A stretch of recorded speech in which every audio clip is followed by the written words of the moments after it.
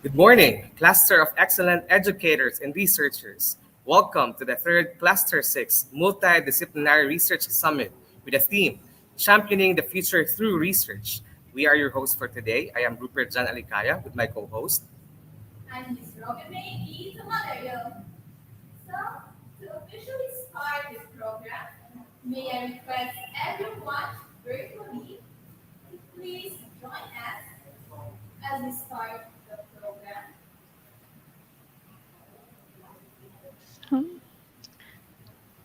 Hi.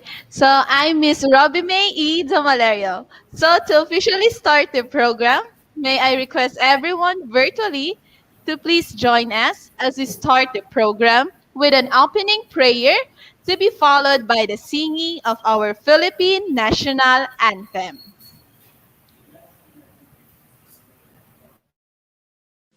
Mga kababayan, ang pambansang awit ng Pilipinas. Kayang magiliw, elas ng sigatanan, alam ng puso, sa dikit mo'y buhay. Lupang hinirang, tuyag ka ng magiting, sa manlulupin, di ka pasisingil, sa nagatang tutok sa simoy at sa langit all around, ay ginatang tulad, awit sa pagkayang minamahal. Ang isang ng matawad mo'y tagumpay na naghihingi, ang bituin at araw niya kailan pa may di maghihingi. Luman ang araw ng walang pagsinta, buhay langit sa piling mo. Ang inigaya ng pagkay mga amin, ang mamatay ng dahil sa'yo.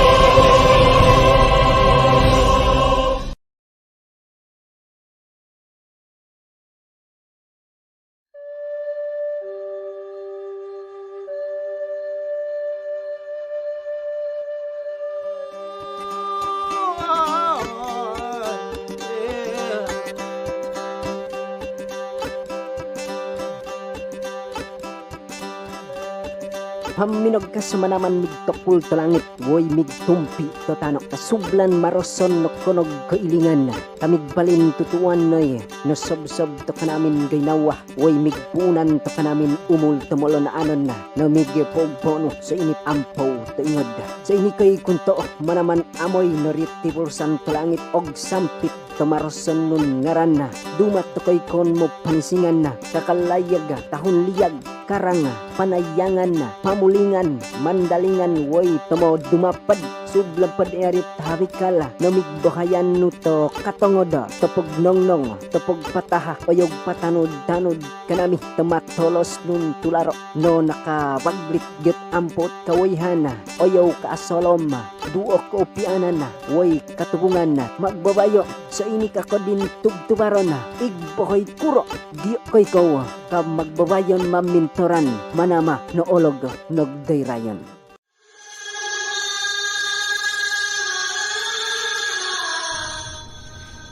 أعوذ بالله من الشيطان الرجيم بسم الله الرحمن الرحيم الحمد لله رب العالمين الرحمن الرحيم مالك يوم الدين إياك نعبد وإياك نستعين اهدنا الصراط المستقيم صراط الذين أنعمت عليهم غير المغضوب عليهم ولا الضالين آمين اللهم اجمع شمل الأمات والنصارى والمسلمين في الفلبين وسلط مجتمعنا هذا بالسلم والأمن والتقدم في وطننا هذا آمين يا رب العالمين اللهم ارفع عنا البلاء والوباء والزلازل وسيء الأسقام وما ظهر منها وما بطن خاصة كوفيد-19 المنتشرة في العالم يا رب العالمين ربنا آتنا في الدنيا حسنة وفي الآخرة حسنة وقنا عذاب النار وصل اللهم على سيدنا محمد وعلى آله وصحبه وسلم آمين يا رب العالمين. Almighty Father, Creator of heaven and earth, We adore and worship your holy name, our healer, baptizer, savior, and coming king. We stand in awe to your every creation in land, seas, and air. We humble ourselves, asking for forgiveness for our trespasses. Purify us, cleanse us, make us worthy to call upon you. We thank you, God, for the salvation you freely gave through Jesus. Today we call unto you to bless us and be a blessing to others. Empower our leaders, our teachers, give courage to the parents and inspiration to the young ones. May we always celebrate life and love. May we always acknowledge that without you, we are nothing. This we pray in the name of the Father, the Son, and of the Holy Spirit. Amen. In the name of the Father, and of the Son, and of the Holy Spirit. Amen. Lord, make me an instrument of thy peace. Where there is hatred, let me sow charity. Where there is injury, pardon. Where there is error, the truth. Where there is doubt, the faith. Where there is despair, hope. Where there is darkness, light. And where there is sadness, joy. O Divine Master, grant that I may not so seek to be consoled as to console, to be understood as to understand, to be loved as to love. For it is in giving that we received, it is in pardoning that we are pardoned, and it is in dying to ourselves that we are born to eternal life. Amen.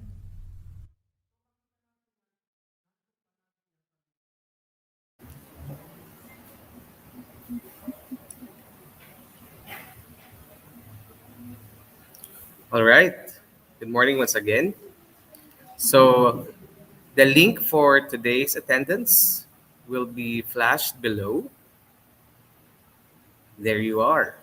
So, again, the link for today's attendance is flashed below. You may now register yourselves. We will announce later at the end of the program the early birds for today's event. We actually have 3 categories. Each category has 3 awardees.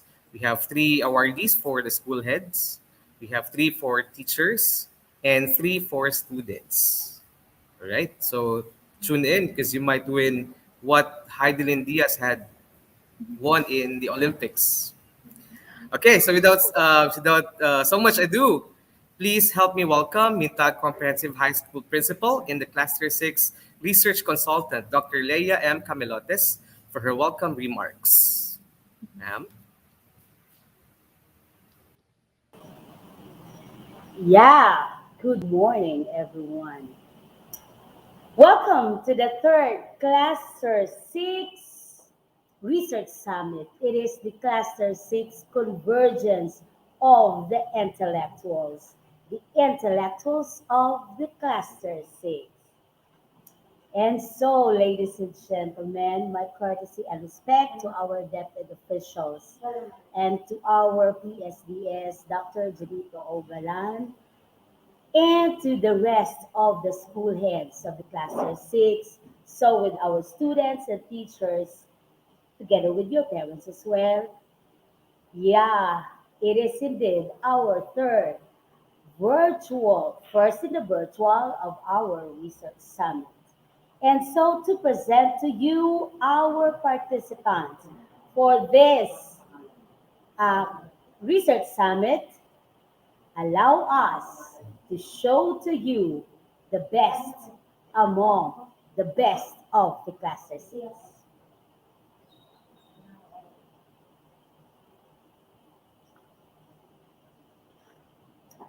Leslie Paul of Mintal Comprehensive High School.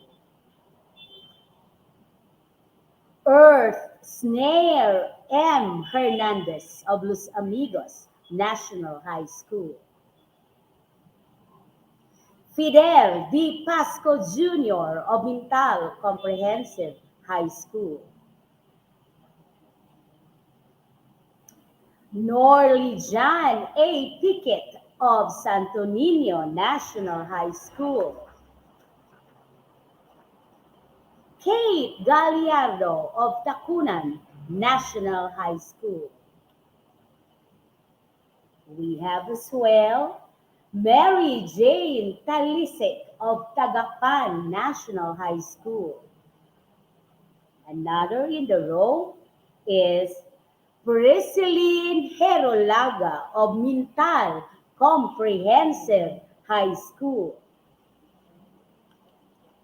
We have also Gindel Opalia of Los Amigos National High School. Jasper Iliaga of Optasiano Hilay National High School. We have, for the teachers category, we have Sherry May Macabudbod of Los Amigos National High School. Another in the row is Ma'am Jean Balian of Mintal Comprehensive High School. We have also Arnold A. Upon of Carmen Integrated School. We have Ma'am Mera Floranding of Mintal Comprehensive High School. Of course, with Miss Jackie Soniga of Talandang National High School. Yes, it's Ma'am Jeneline P. Estrera of Optasiano Hilay National High School. We have Ma'am Annabel Yap Dalman of Tacunan National High School.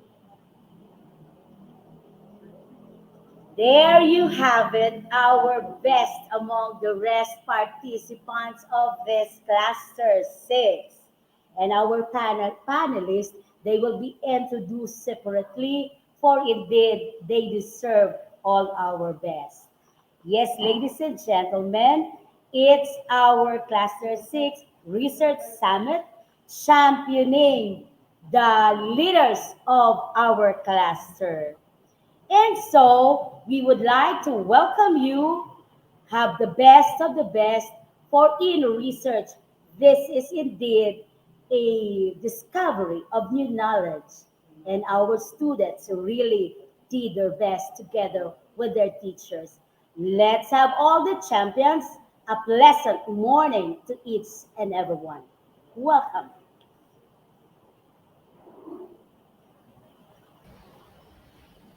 Hey, well, thank you so much, Dr. Leia M. Camilotes. Ano yun?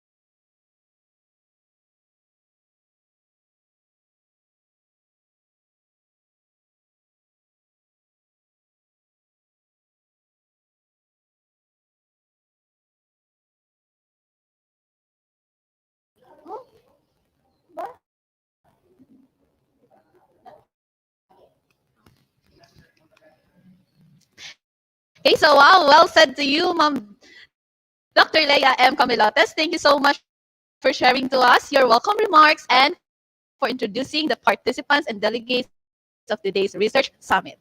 So now, at this minute, let us hear an inspirational message from our very supportive and one of the excellent DepEd 11 Regional Director, Dr. Alan G.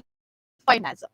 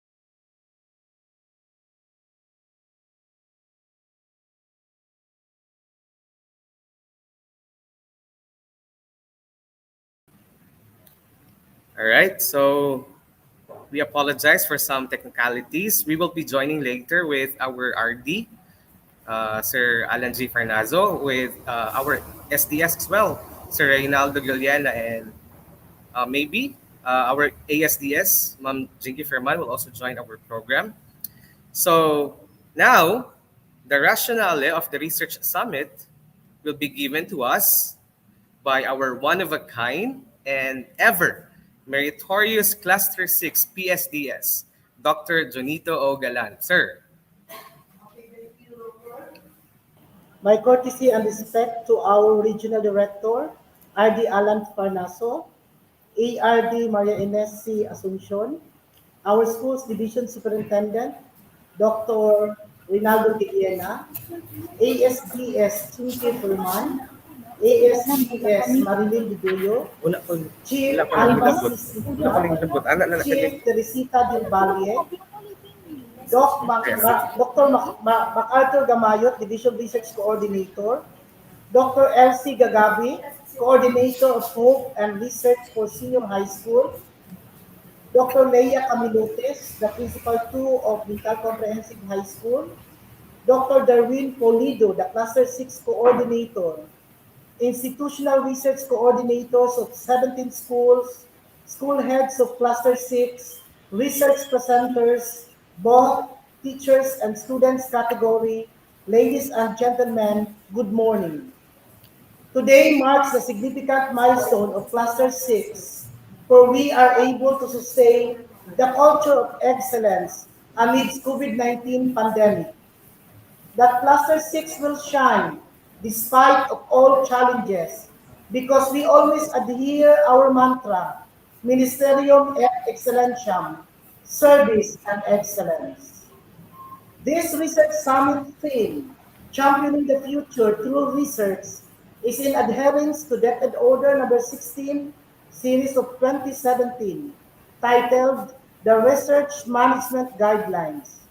This is in support of the DepEd's policy through development process, research agenda, policy and program development, and implementation. Thus, the Department of Education continues to promote and strengthen the culture of research in basic education.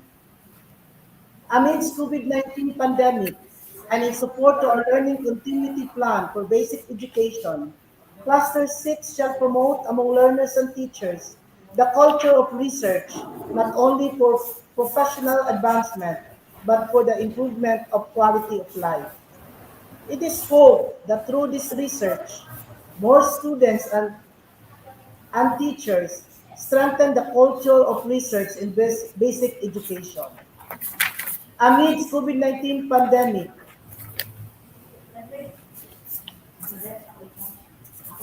by the way, the purpose of this research summit is to showcase the research outputs of the senior high school students as well as teachers. This activity primarily offers the senior high school learners to widen their horizons in understanding, research, and build confidence as they improve their verbal communication skills. Moreover, this activity is a response to the call of Department of Education as provided in the Department Order number 39, series of 2016, to cultivate research culture among senior high school students using the research agenda as the platform of the study. This activity will also prepare the senior high school learners in the world of research in the global setting. Furthermore, this also aims to strengthen teachers' commitment to research works. The COVID-19 pandemic has brought unprecedented challenges and made a profound change in every organization around the world, and the education sector is no exception. In fact, it has been the most affected sector. In a world where change is inevitable, maintaining a thorough focus on research, innovation, and collaboration is very essential. Through this, we can recognize areas of opportunity for our students, which lead us to implementation of strategies that produce desired outcomes. Innovation through research is one of the aims of the Department of Education. It encourages both teachers and students, as well as non-teaching, to establish results of the different issues and problems within the organization through research-based. In line with the initiative of the DepEd to strengthen evidence-based decision-making in all levels of governance through research, the Division of Davao City Cluster 6 will hold the third Multidisciplinary Research Summit today, August 6, 2021, through virtual. The research summit for this year will also include the pure science category for those schools offering science technology, mathematics, and engineering or STEM, aside from quantitative, qualitative, and action research categories. On the other hand, the objectives of this research summit are the following. First, to showcase the best research papers conducted by teachers and students in Cluster 6. Second, to present updates on the latest research techniques and trends. Third, to promote culture of research among teachers and students in Cluster 6. Fifth, to develop communication skills of learners through oral presentation of research outputs. And finally, to create a research journal that will serve as a repository of best practices and interventions to support quality and inclusive education. To all the presenters and researchers, good luck and congratulations in advance. Mabuhay ang Cluster 6! Mabuhay tayong lahat! Thank you so much, Sir Janito Ogalan, for presenting to us the rationale of this research summit. We are so pleased to hear it from you. And now, let us start our plenary session by listening and learning from Dr. Rex A. Lim, a Master Teacher 1 from Davao City National High School, on research-informed teaching practice. Hi, good morning. Am I audible? Yes, sir. Good morning, Sir Rex. All right. So I can be here. Thank you. So let me share my screen. For a while. Thank you very much for this kind invitation. Sorry for my background noise. Once again, I'm Sir Rex from Davao City National High School. I'd like to give my courtesy, of course, to our school's division superintendent, Dr. Reynaldo Giliena, to the assistant schools division superintendents, Dr. Jinky Ferman, to Marilyn Diduyo, and of course, we have here Dr. Leia Carmilotes, principal 2 of Mental Comprehensive National High School, with the presence of Dr. Elsie Gagabe, Education Program Supervisor, MacArthur Gamayot, Senior Education Program Supervisor for Planning and Research, of course, the PSDS in Cluster 6, Janito Galan, Dr. Janito Galan, and of course, thank you very much for this kind of invitation, Dr. Darwin Polido, MT1 of Mental Comprehensive National High School. Dr. Polido was once my teacher when I was in college. So this morning, I am given the task to share with you something about research-informed teaching practice, benefits, challenges, and the opportunities. In the interest of time, I cut some of my slides so that I'll be able to finish within the time allotment. But please, Miss Moderator, inform me if I only have like 5 minutes time. Would it be okay? Okay, I guess it's okay. All right, let me proceed. So my presentation this morning will go around the All right, Sir following. Rex. Excuse All me, right. sir. Yeah, hello. Our RD will be joining us right at this moment. So is it okay for Sure. you to? Sure. No worries. No, thank you. Okay, so good morning once again, and would like to welcome and acknowledge our regional director, Sir Alan G. Farnazo. Sir, good morning.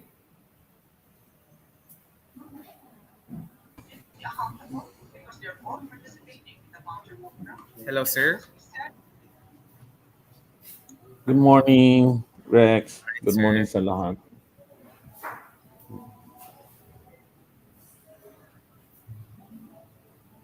Okay na ako? Yes, yes, sir.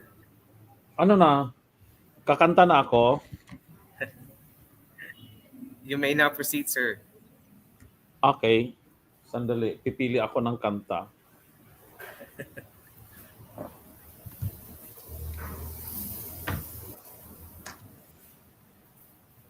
Magandang umaga sa inyo lahat.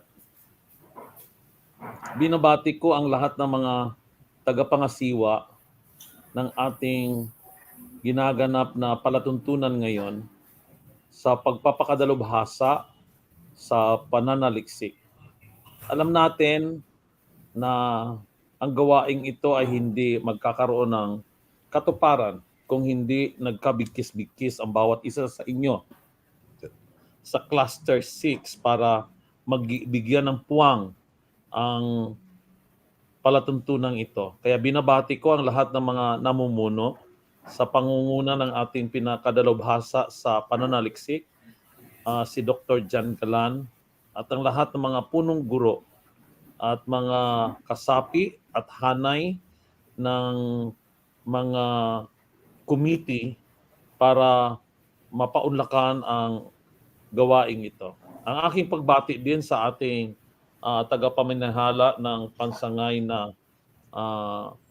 division, Dr. Ray Giliena, kasama ng dalawa nating Assistant Schools Division Superintendent, Dr. Jinky Ferman at saka Dr. Marilyn Didoyo. Sa lahat-lahat ng mga partisipante, sa in lahat, magandang umaga. Alam natin na hindi natin maaabot ang isang napakagandang kinabukasan kung hindi ito produkto ng isang matibay, masigasig at seryosong pananaliksik kung ano ang makikita natin sa panghinaharap.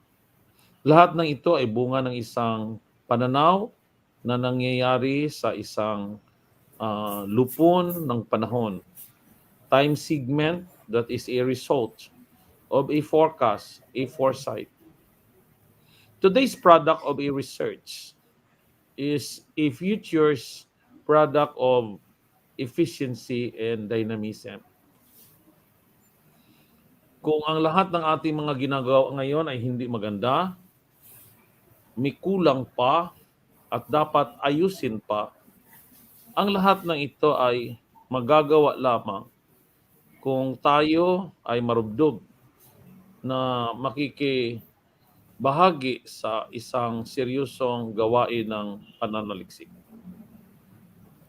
Dumating ang panahon na nasubok ang ating kakayahan. Lahat ng mga ginagawa natin dati ay nagiging questionably ang kanyang pwedeng magampanan kung sang-ayon ba ito sa mga health protocols at panununtunan para maging ligtas ang bawat isa.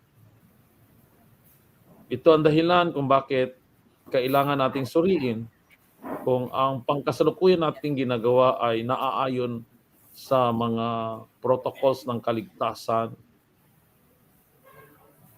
at hindi natin gagawain itong rason na hindi gumawa ng nararapat dahil lamang sa takot o kaba. Ang lahat ng ito ay dapat nating suriin sa pamamagitan ng isang gawain sa pananaliksik. Kaya sa inyong lahat, tuwang-tuwa ako na nagiging bahagi kayo ng alituntunin na ito. Alam ko na palaging nangunguna, trailblazer, ang Cluster 6 sa pamumuno ng inyong district supervisor, si Dr. Jan Galan. Subalit, ang palagi kong hamon sa kanya ay hindi lamang dapat nakakonfine ito sa Cluster 6. Kung anuman ang ating makakamtan at tutunan bilang isang best practice sa ating cluster ay dapat natin itong palalakihin sa pamagitan ng pamamahagi ng ating kaalaman at pagkakadalubhasa sa iba. What we have established or accomplished to be a best practice in our cluster should be able to be shared and make bigger than what we can think of. This is about trying to improve, increase, and make better our influence of making things better.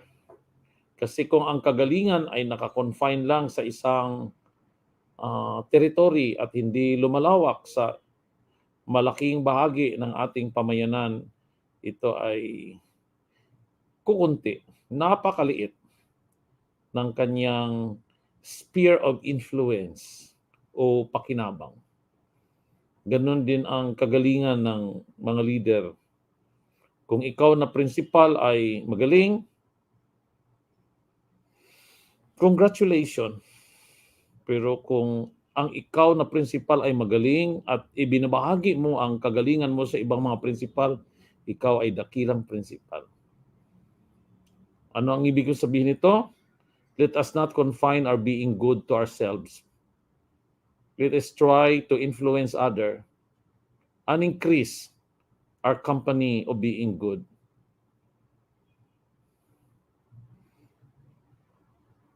Minsan, pag nagsasalita ako ng ganito, ay hindi ako pinakikinggan ng mga prinsipal kasi sasabihin nila na, ay, para lang kami sa aming paaralan, pakialam namin sa ibang paaralan. Wala kaming pakialam. Sana, ganun din ang aking paniniwala. Pero ako ay naniniwala din sa kasabihan na what comes around goes around. Yung mga mag-aaral natin ay hindi lang yan nag-aasawa mula sa isang paaralan. Yung mga girlfriend, boyfriend nila balang araw ay manggagaling sa ibang paaralan. Sa mga paaralan na baka hindi naturuan, na maayos ng ibang mga guro, yung kanilang learners. Ang masama pa nito na kung baka yung mga hindi naturuan ng maayos ng ibang mga guro sa ibang paaralan, ay yun ang aakyat ng ligaw sa ating mga pamangkin. Pinalalaki ko lang ang kwento. Ginagawa ko lang madrama ang kwento.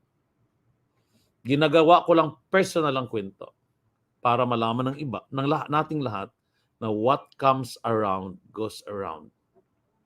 What we have not done well in one territory will eventually spill over in other territories.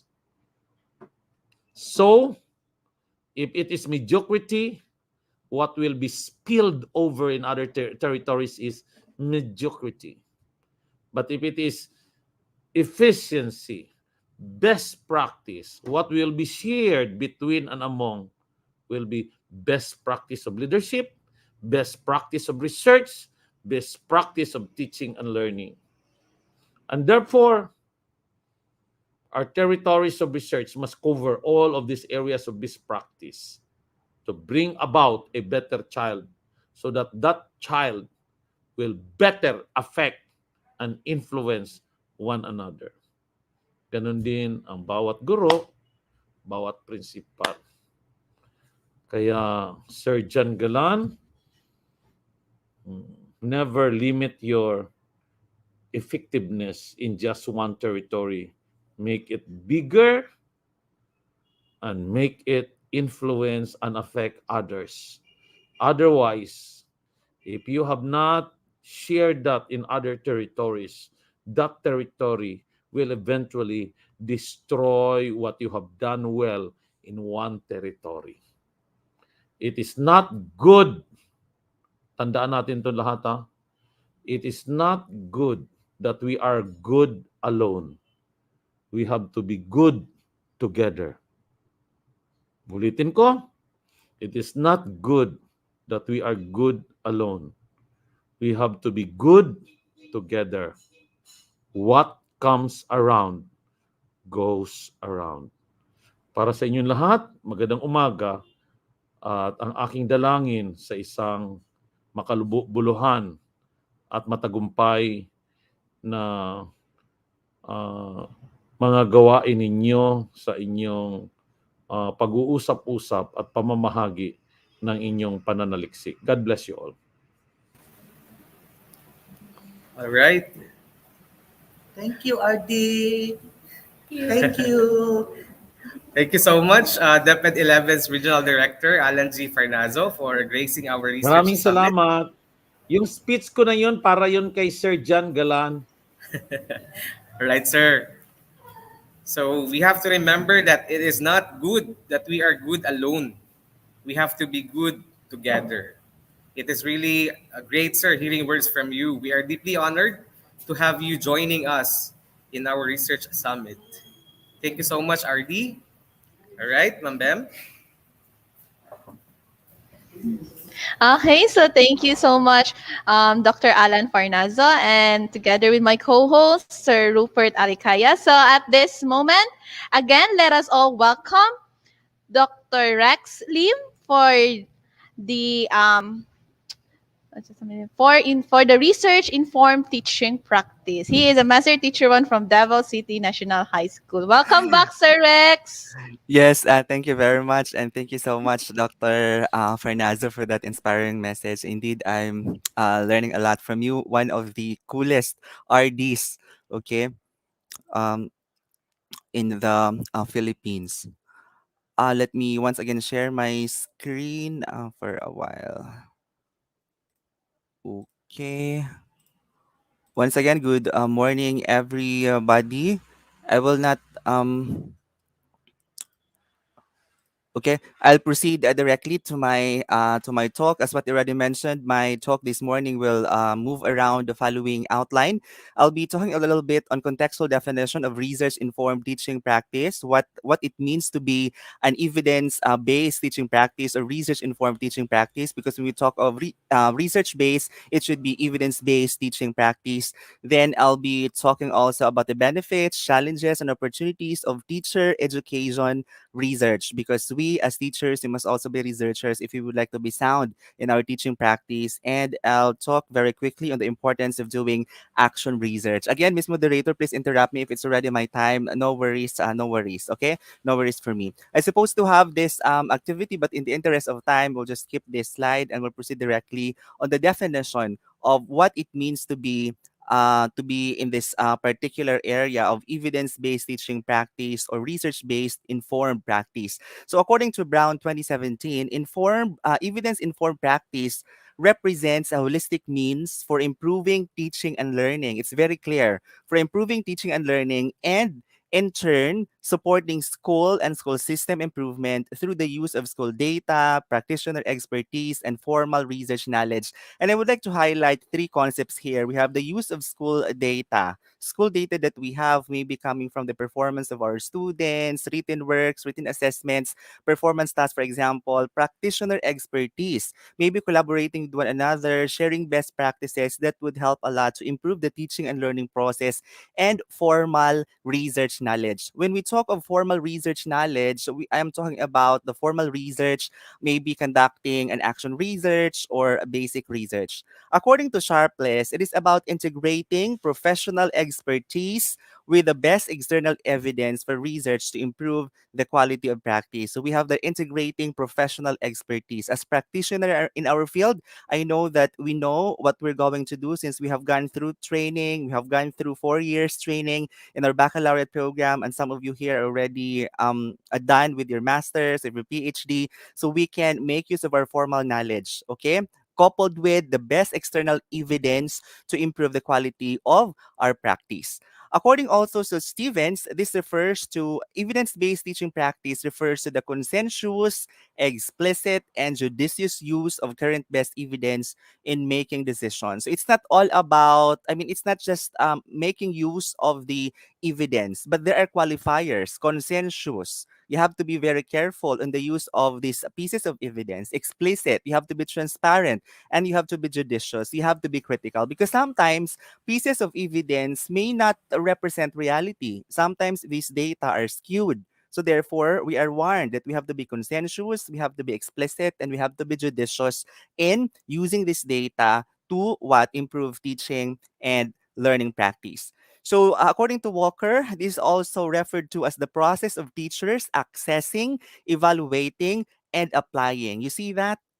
It's not enough that you have the data. You must be able to evaluate it, and of course, you must be able to apply, okay, the findings of academic research in order to improve teaching and learning in their schools or in our schools. It's a matter of utilizing the findings that we have coming from our action research, coming from our basic research. And usually the starting point is on the observation that many students are underachieving. Although this is not true to all, but most of the time we will be alarmed if many of our students are underachieving. Because if there are many who are underachieving in our subject, we'll be making decisions on what we're going to do. We'll be implementing an intervention and we'll be assessing the intervention, whether this is effective or not, in improving underachievers in our classroom. And in our decision, okay, in our decision in determining the intervention, we'll be making use of evidence from all around us, maybe from student assessment, okay, maybe from other factors, contextual factors, family factors, a lot of factors that we need to consider in the identification of the intervention, and we'll be assessing on it whether it is effective or not. Hence, the emphasis of scientific practice of utilizing data in our in our practice as a teacher in the classroom to improve the teaching and learning process. So what are the benefits? What are the benefits of this informed research informed teaching practice? So basically, number one, help you find solutions to particular problems arising in your classrooms. You will become a troubleshooter. Okay, as teachers, we must be troubleshooters, and it's good if we based on our solutions on data, we'll be able to underpin professional learning of knowledge, skills, and understanding. In other words, we'll be able to apply our formal knowledge in the actual problems. We do like a data-based decision. And number three, we'll be able to connect with sources of information and networks of professional support because we cannot do this alone. Sometimes we need our colleagues, sometimes we need to share one another. That's why LAC sessions are very important to share best practices, to learn from one another in order to improve the overall environment in our classroom. Another one is clarify purposes, processes, and priorities when introducing change. For example, to curriculum, pedagogy, or assessment. If there's a change in curriculum, for example, and pedagogy, or in our assessment, we know better because we know what we're going to do and we're informed of what we're going to do because we have our data. Another benefit is improved understanding of your professional and policy context, enabling you to teach and lead more strategically and effectively. That's very nice. You'll have now your say, you'll have the position, you have the ground because again, you know what you're going to do and you base your decision on data. Isn't it beautiful? You'll be able to teach and lead more strategically and effectively because you have your ground, you have the position to say something and develop your agency. You now have the authority, you now have more confidence, influence, self efficacy, and voice within your school and more widely within the profession if you'll engage in research because it's a scientific process in arriving at conclusion. Sorry. What are the other benefits? Critical attitude. Critical attitude meaning we're not just simply admitting any information around. We'll have to weigh the pros and cons of the evidence. Humble attitude, exactly. When we do research, we know that there's so much to learn. Okay, we know that there's so much to learn, that there's no monopoly of knowledge, that we are not actually like we are not an all-knowing individuals because we know a lot of things. So the more we know that we still have a lot of things to learn, the more that we become humble, and research can lead you to that pedestal. Okay, a research will be able to make you become more humble.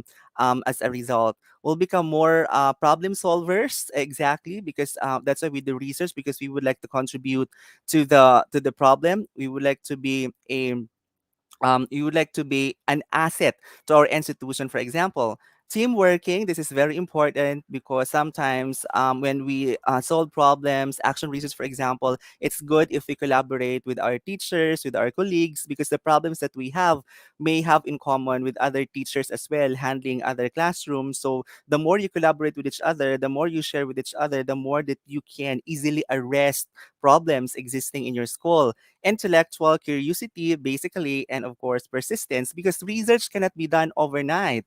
Okay, this will teach you to become persistent.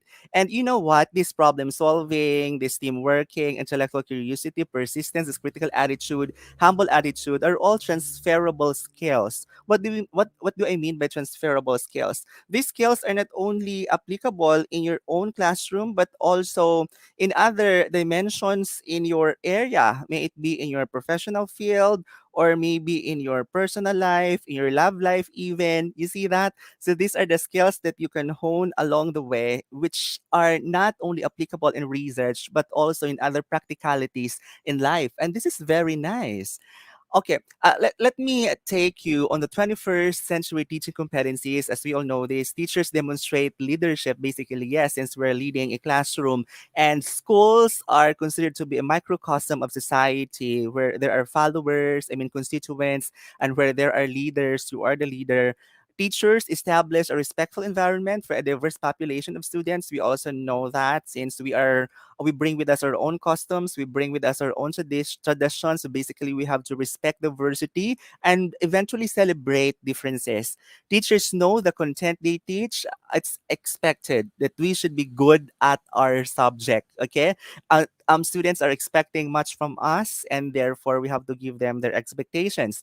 Teachers facilitate learning for their students. You see that, facilitators of knowledge, because we believe that learning now is an active process, and students are investigators, are active players. That's why if you're going to look at Anderson's cognitive taxonomy now from Bloom's, actually it was first developed by by Bloom's, but in 2001 it was being recalibrated by Anderson in 2001. So there we have now understanding, okay, analyzing, okay, synthesizing with ing, verb like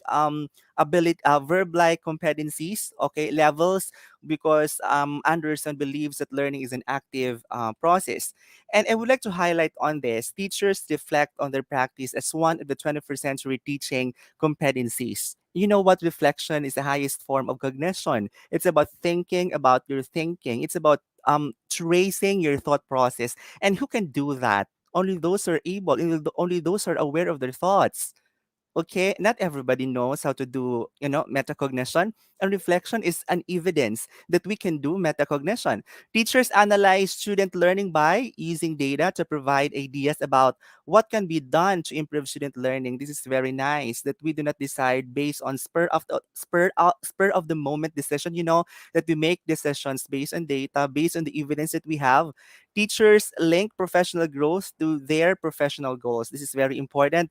Participating in recommended activities for professional learning and development, just like what you're doing right now. Cluster 6, this is a very good avenue for PB, for professional development. Teachers function effectively in a complex, dynamic environment, exactly, because the world now is becoming sophisticated, and teachers must also acquire not just a teaching skill, but other skills in order to cope with the demands of time. People change, and so behaviors change, and so the learning process change, and so our pedagogy as well must change in order to address with this ongoing evolution of teaching.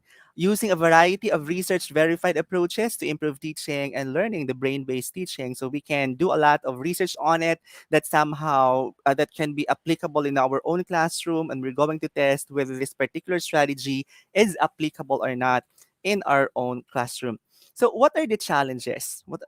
I've made mention, I've made mention a lot of benefits of being a teacher as a researcher. Now, what are the challenges? Because whether we like it or not, as teachers, it seems to be that being a researcher is out of our domain. Okay, it's like, okay, we're in the classroom, we're going to teach, and after that we're going to assess the students learning, we're going to check, after that we're going to record and submit a grade, and done. It's like it's really out of our domain. That's why one of the challenges could be choosing the right topic. What could be the appropriate topic for teachers? And it says there that look for a niche in which you can make a difference. You have to contribute to the body of knowledge. Practically speaking, since I'm referring to action research here, practically speaking, that we can be able to formulate a substantive theory applicable to our own classroom. The gap may not necessarily be grand. Okay, the gap may not necessarily be huge. For as long as the gap is what do you call this? The gap is like it's relevant, it's necessary, it's urgent. So therefore, that calls to be addressed. And who will address that? Basically, the teachers. And when it comes to action research, you can just be keen observant to what's happening around you. Whatever you'll find out, that probably maybe in your classroom, in the teaching and learning process, for example, with your colleagues in the faculty, for example, that can be considered, okay, as part of your action research. Another challenge could be in the methodology. I know that, yeah, I can feel you, and I can feel that choosing the right methodology is really a challenge. But it says there the best way to choose it is not to choose at all. Why? Because it depends on the problem. Like, we cannot have a predetermined methodology before the onset of a problem. You first have to determine the problem. That's why the first challenge is choosing the right topic. If you already have the topic, the next challenge would be choosing the right methodology. And it says there the best way to choose it is not to choose at all, because the methodology will just flow naturally if you know what you are actually looking for.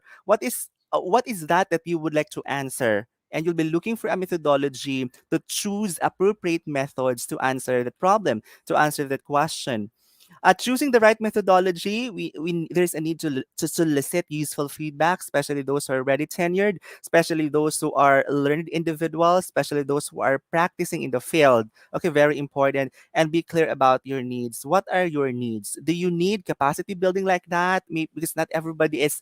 I'd like to be very honest that research is not really for everyone, because research is a genre. Okay, research is a genre. And it doesn't mean that you're good at English, you're already good at research. Okay, that's a myth. That's a myth, because if it's true, then then those who speak English as a second language may have difficulty publishing the work. But if you're going to look at the trend, there's so many nationalities with English as their second language publishing in top tier journals. You see that? So research is a genre, and it's not really for everybody, that you have to have an inner motivation to do it. Finding study participants is another challenge, and it says there, do not be afraid to reach out. Basically, you can have your students as your participants, you can have your colleagues, you just have to tell them that this is what you need based on the arising problem. Another is dealing with your data. This is also very important, and this is a challenge, how to deal with our data, how to analyze our data. It says there we have to listen to our data, we have to know our data, whether we have a qualitative data or a quantitative data. If you have a qualitative data, then we're going to analyze the data qualitatively. If we have a quantitative data, then we have to analyze the data quantitatively. And you have to get to know the appropriate statistical methods relative to the research questions that you have. And you also have to know the appropriate data analysis when you have narratives, when you have transcripts, and you have observations, when you have audio recordings. You see that? It's really a challenge. That's why your formal knowledge of research would help you a lot, okay, as teacher researchers. Let the data drive your presentation, basically, because we cannot go away with the data, and we have to draw on the details. You cannot make an interpretations outside of the data. You have to hold very tightly with what your data is, and you have to listen to it of what it says. Now, what are the opportunities? Those were the challenges which can actually be coped with. Okay, which can actually be coped with appropriate training and with an open mind. Okay, with a coachable heart, because in research you need to have a coachable heart. If you're very sensitive, well, research may not be for you. If you're very sensitive, what are the opportunities? Yeah, we can. These are actually broad areas, but you can just choose one to develop with multiculturalism in the classroom. The fact that we are going multicultural, okay, although in the public school not so much. Okay, but in private schools, it's a really a multicultural classroom.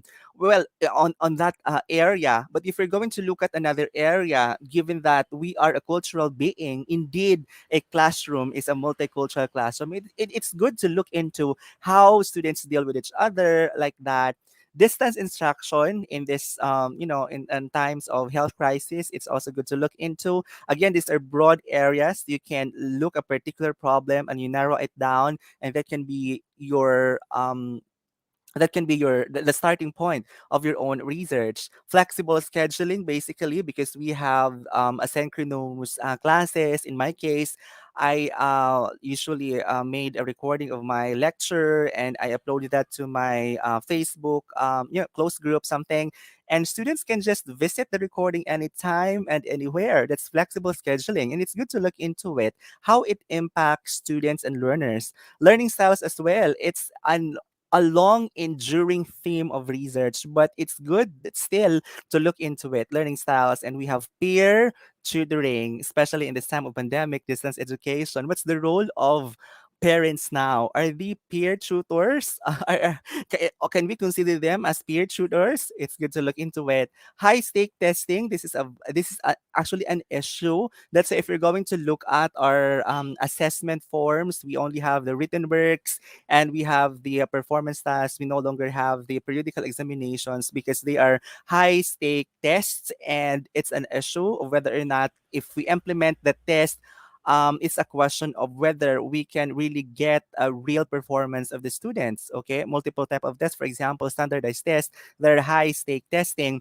Class size as well, if we go back to normal, it's also good to look into it, although it's already established that it's difficult to manage a large number of students in a class. Digital divide, this is a very nice topic, because with this pandemic, this is not only an issue of health. This is also an issue of economy, because with this pandemic, it it puts us to a clear scenario that there are really those individuals who cannot afford to buy gadgets, who cannot afford to have internet connection. And you see, that deters the quality of education that we have. It puts a clear demarcation between those who can afford and those who cannot afford. You see that digital divide. It's also good to look at student teaching. Okay, those who are meaning in a classroom where there are practicumers. It's also good to look into it. Internet as a learning tool. Okay, that's a very nice area of research. Dropouts in this time of pandemic. Why are there dropouts when in fact they're just at home? Okay, well, it's good to analyze on it, because sometimes they're dropping out maybe because they lack the interest, or maybe because they lack support, or maybe because they are mentally challenged, like they really have difficulty understanding without the instruction of the teacher. You see, these are some problematized areas of this concern, dropouts. And we have also special education. This is a very good area, especially on the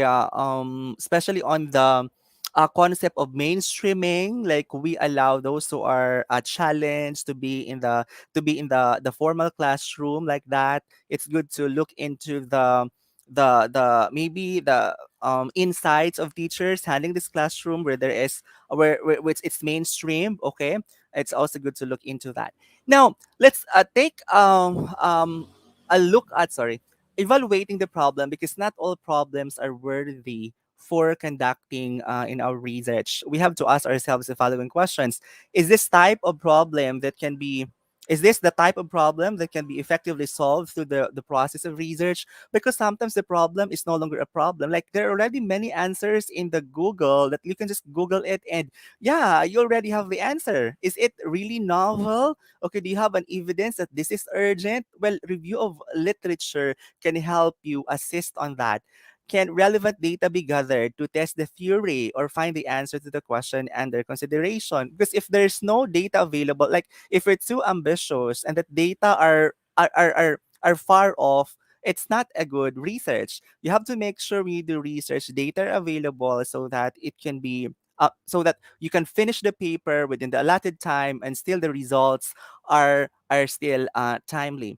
Is the problem significant? This is a very good question because we want to contribute to the existing body of knowledge. We want to be part of the solution. So it must be significant, it must be timely.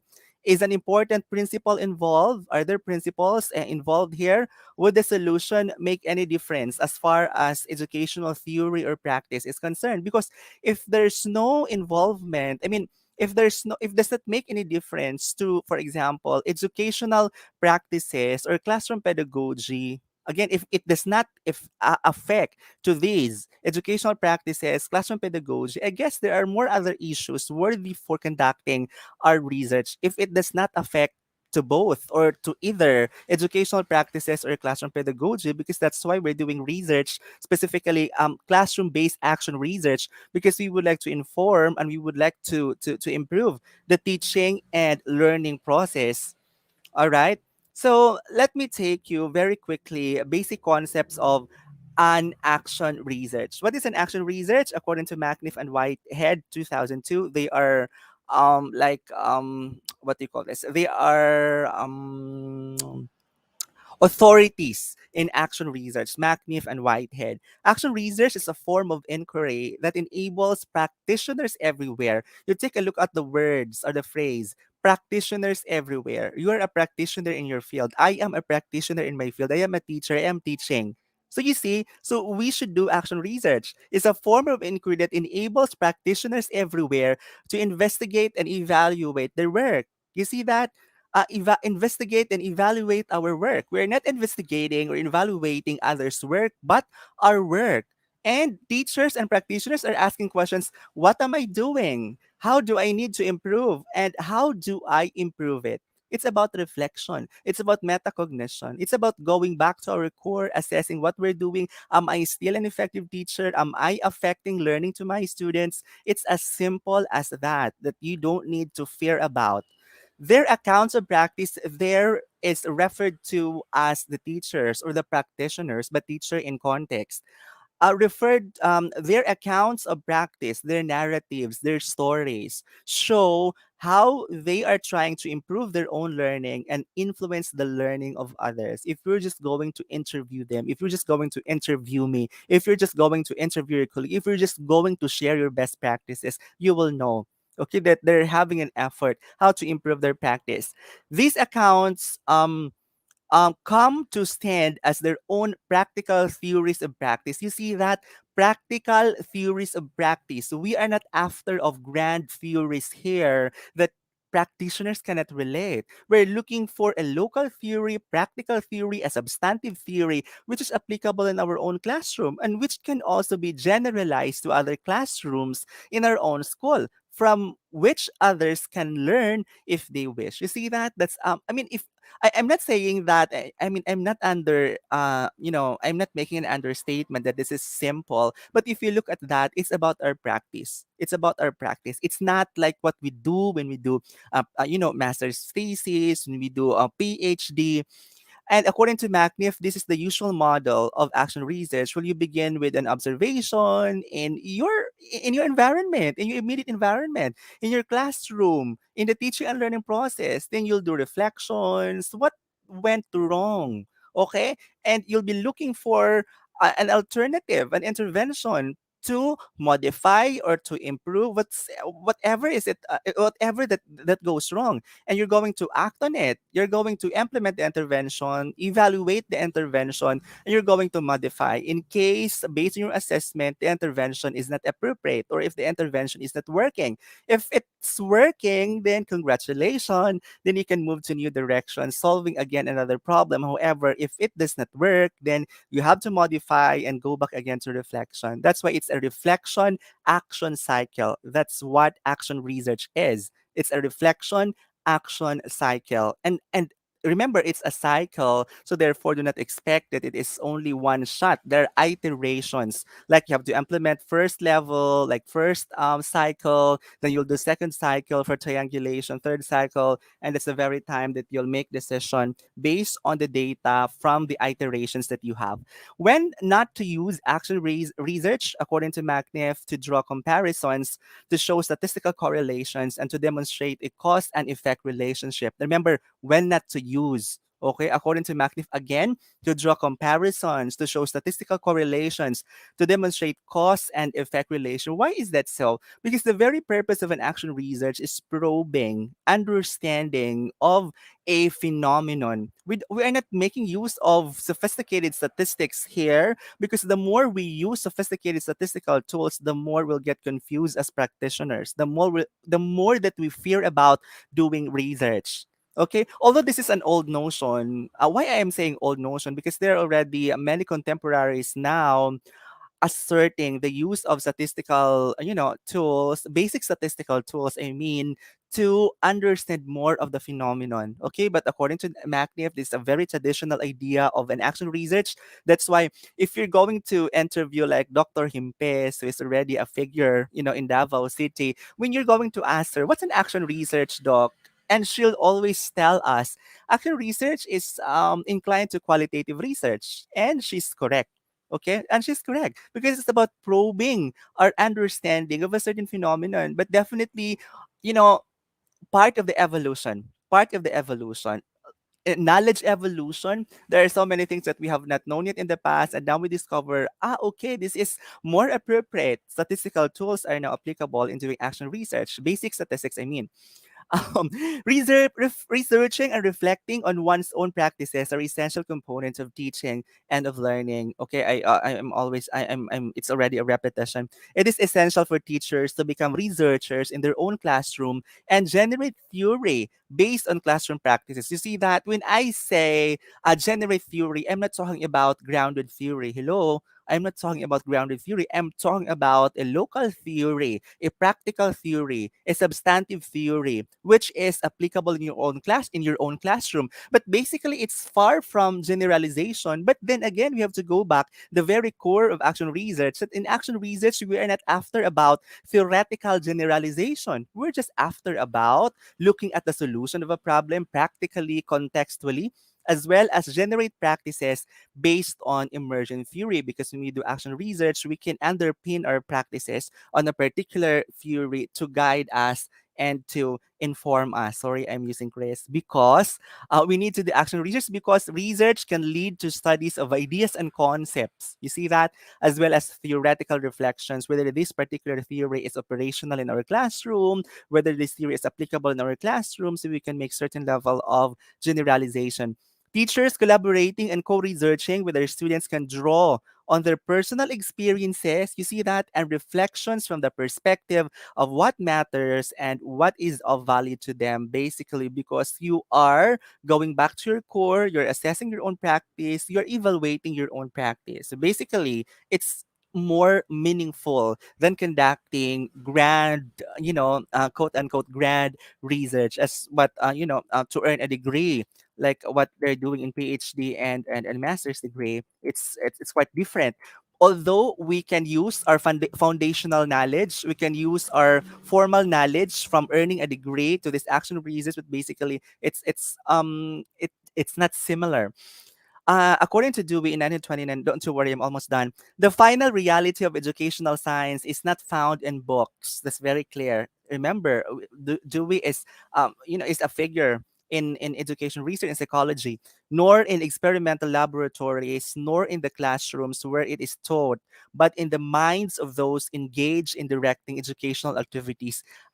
Maybe before, when they interpreted this, minds of those engaged, of those there could refer to teachers. Okay, those there could refer to teachers engaged in directing education activities. But with the onset and with the advent of research in educational landscape, engage now take another form of meaning. That engage now could mean research. That those teachers engaging in research, doing research. Okay, so therefore, let me read again. The final reality of educational science is not found in books, nor in experimental laboratories, nor in the classrooms where it is taught, but in the minds of the teachers engaging in research, in directing educational activities. So much really is expected from us teachers, and everybody is encouraged. Everybody is encouraged, not forced, basically, because research is not for everybody, that everybody is encouraged to do an action research to what? To become more productive and to become more strategic in the delivery of our instruction. According to DePardo, teachers need to be engaged in research in every conceivable way. You take a look at that, in every conceivable way, in every means possible, approaching their daily work as public intellectuals. As what I said, much is expected from us. We're public intellectuals and pursuit of better understandings and more promising lines of inquiry. I cannot, I cannot add more. I hope you can also reflect on that. So research evidence could be pedagogically valid when research and practice mutually inform one another. And this is very meaningful in action research, where research evidence, okay, could be pedagogically valid when research and practice mutually inform one another. Unlike when we do, for example, basic research, that research when to earn a degree, we do maths with a PhD, that research sometimes is not meaningful to us. Why? Because we are researching we are researching a domain outside of our own comfort zone. But when in action research, we are looking into, we're just making an introspection, making a reflection, looking at our core. What are we doing? How do we fare in the classroom? You see? So it's pedagogically valid when research and practice mutually inform one another. It says there, and this is a very good argument according to Freestone, research is informed by teaching and practice, and teaching is informed by research and practice is informed by research and teaching. Isn't it beautiful? It's beautiful. And in fact, even more meaningful. According to the Valerie Torshizi, one-way flow of research evidence to classroom has theoretically been criticized. Basically, why theoretically been criticized? Because many teachers, well, an opinion in the context of the Philippines, maybe in Davao City, but actually research based in other countries, that many teachers actually believe that we are simply consumers of knowledge. Like it's not expected from us in the basic education to contribute knowledge, to actualize research. You see, that's why it's theoretically been criticized, because we have to, and there is a need if we would like to contribute to the solution of the immediate problem. You see that immediate problem? Teachers need to help researchers to formulate realistic research questions which conceivably lead to practical evidence. You see, realistic research questions. Why realistic research questions? Because we are the ones in the field. We are the ones in contact with the students. We are the ones teaching, our students, and we know better the process of what went wrong and what could go right given a particular intervention. And you look at now this figure. Action research leads to increased student achievement and a transformational change in teachers' attitude. There is a duality of conducting research. It affects student achievement basically, and it improves what? Teachers' perception, teachers' level of confidence. Why? Our teacher doing action research, it improves student achievement, and you take a look at the feedback loop there. Action research going to teacher, transformational change in attitude. Why is that so? Always remember, my dear colleagues in the academe, that learning is effectively defined as a change of attitude. Okay, as a change of attitude. If you're learning something, if you claim that you learn something and yet you do not change your pedagogy, you do not change your attitude, you are not learning at all. And that's and I believe that's true, and you can relate to that. That somebody can claim as learned when that somebody knows how to what adjust, okay, knows how to adjust, knows how to improve pedagogy, for example, in the context of the teaching and learning process. It's really nice if you're just going to take a look at it seriously and more clearly, okay, and more clearly. What does I only have like 3 slides, don't you worry. What does it mean to be a teacher researcher? Being intrigued by what students say and do. As simple as that. Being intrigued by what students say and do. You just have to be a keen observant. Becoming curious about why they respond in one way or another, why they respond that way. There could be something wrong, there could be an underlying conception. Wondering how to shape one's own responses in order to facilitate student learning. You see that? Choosing ways to document learning and pondering what has been happening and why. Are we not doing this? We're doing this. That's why we're conducting quizzes, AFL, assessment for learning, assessment of learning, sharing with colleagues what has been learned. Are we not doing that? We're doing that. We have that in our LAC sessions. And it's a form of research. We'll just have to make it formal. We'll just have to formalize it. All teachers engage in elements of research as part of their normal teaching practices. Notice and wonder about something that occurs in the midst of teaching. Are we not doing that? Are we not noticing and wondering something that occurs in the midst of teaching? We do. Make notes in the lesson plan book about what just happened. We do have that. In fact, in the template, there is that certain area where you're going to write down your reflection. Are we not doing that? Well, okay. Collect examples of student work. Are we not doing that? We're doing that. Ponder what to do next based on this evidence. Are we doing that? That's a question. Do you ponder what to do next based on this evidence? Not all, not all. Share their thinking by talking with colleagues. Are we doing that? Should be. We should. But again, not all. But it's these areas are expected from us teachers, and these are all sources, articulations that we're actually making sound what we're actually gathering data to make sound decisions, and it's just a matter of formalizing these practices. And here you go, intentional research, formalizing the practices that I just mentioned, generating particular issues. Now this time, if you're going to formalize the previous ideas I mentioned, we now read relevant literature.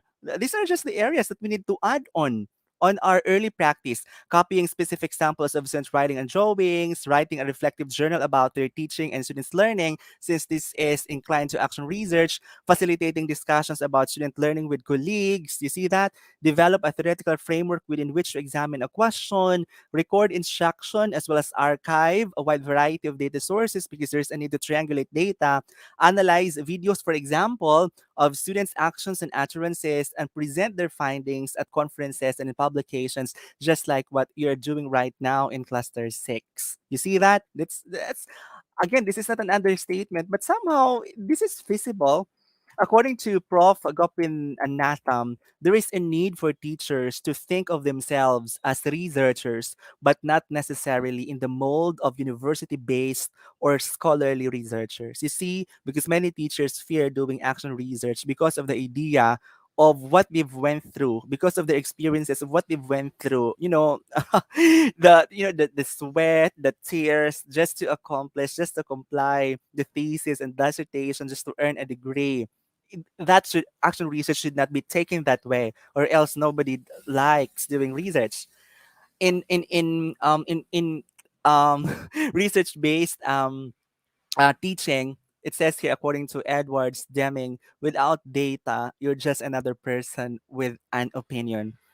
Okay, again, I'd like to say it again. Without data, you're just another person with an opinion. And this is my wish that next time when we do when we say something, when we make an evaluation, these acts must not be based on our own biases, must not be based on our own prejudices, but rather on the data, the piece of evidence that we have in order to have a sound conclusion. And before I end, I would like to say this to everybody. Let's continue to build a science in basic education. When I say science, I'm talking about research, I'm talking about data, because we are towards fostering data-driven economy. We are towards fostering data-driven education.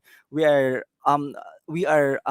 towards fostering a data-driven society, because that's the only way we can have a we can have a good life underpinned on what is real and what is a practical. Once again, thank you very much for this opportunity. And I now stop sharing. If there are questions, I am glad to entertain them. Okay, I guess there were no questions. Thank you so much, Sir Rex Liam, for sharing the inputs and the contents of your topic. Thank you so much, Sir Rex. Thank you. Thank you. It's our pleasure to. Yes, once again, thank you, Sir Rex. Your talk is really a great help for our students as well as for us, teachers. I actually have met Sir Rex in one of our research trainings, and I could really say that he is a brilliant talent for Davao City Division. Thank you so much, sir, for gracing our event this morning. Okay, to award the certificate of commendation.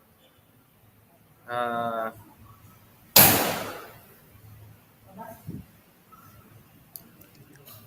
okay, wait.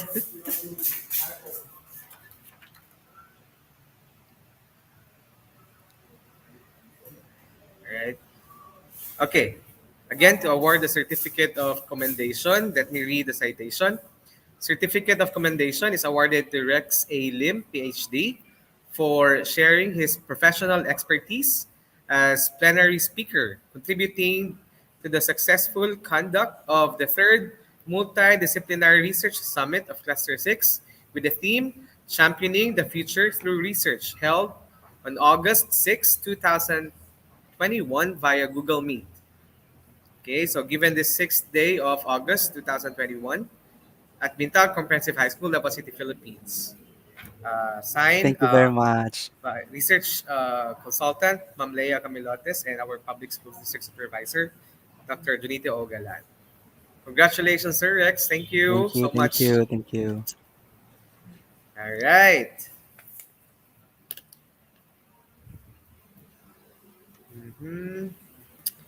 Okay. Ma'am Bem, are you still okay? You're fine? Okay lang, sir. Okay na okay. All right. So, and now, for the presentation of our research panels, let's all welcome Mintag Comprehensive High School Senior High School Department Coordinator and Master Teacher 1, Dr. Norman R. Galabo. Sir, good morning. Good morning. Okay, good morning. Thank you, Sir Rupert and Ma'am Bem.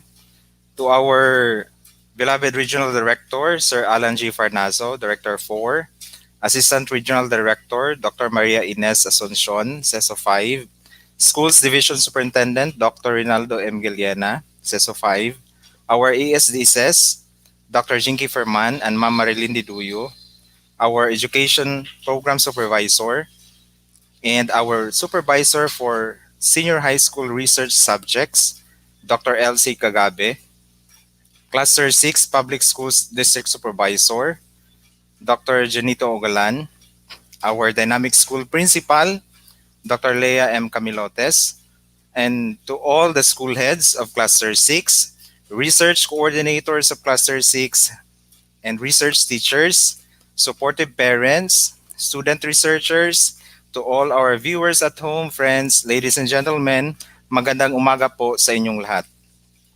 It is my honor and privilege to introduce our panelists for this year's Cluster 6 Research Summit.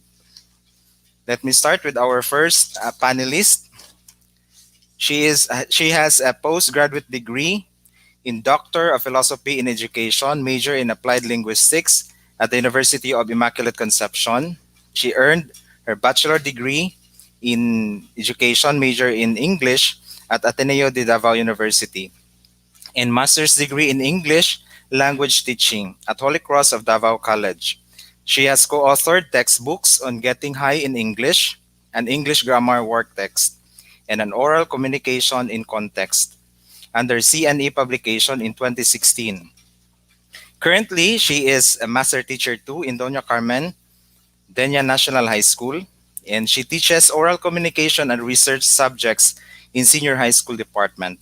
Let us all welcome Dr. Raisa Zamora Samiliano. Our second panelist is actually a graduate of Bachelor of Elementary Education at the University of Southeastern Philippines and graduated cum laude.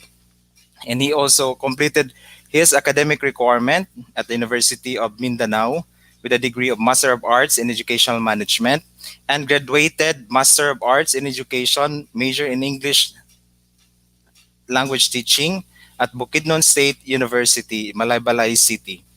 And he is also a graduate of Doctor of Philosophy in Education, major in Educational Leadership at the University of Immaculate Conception, cum laude.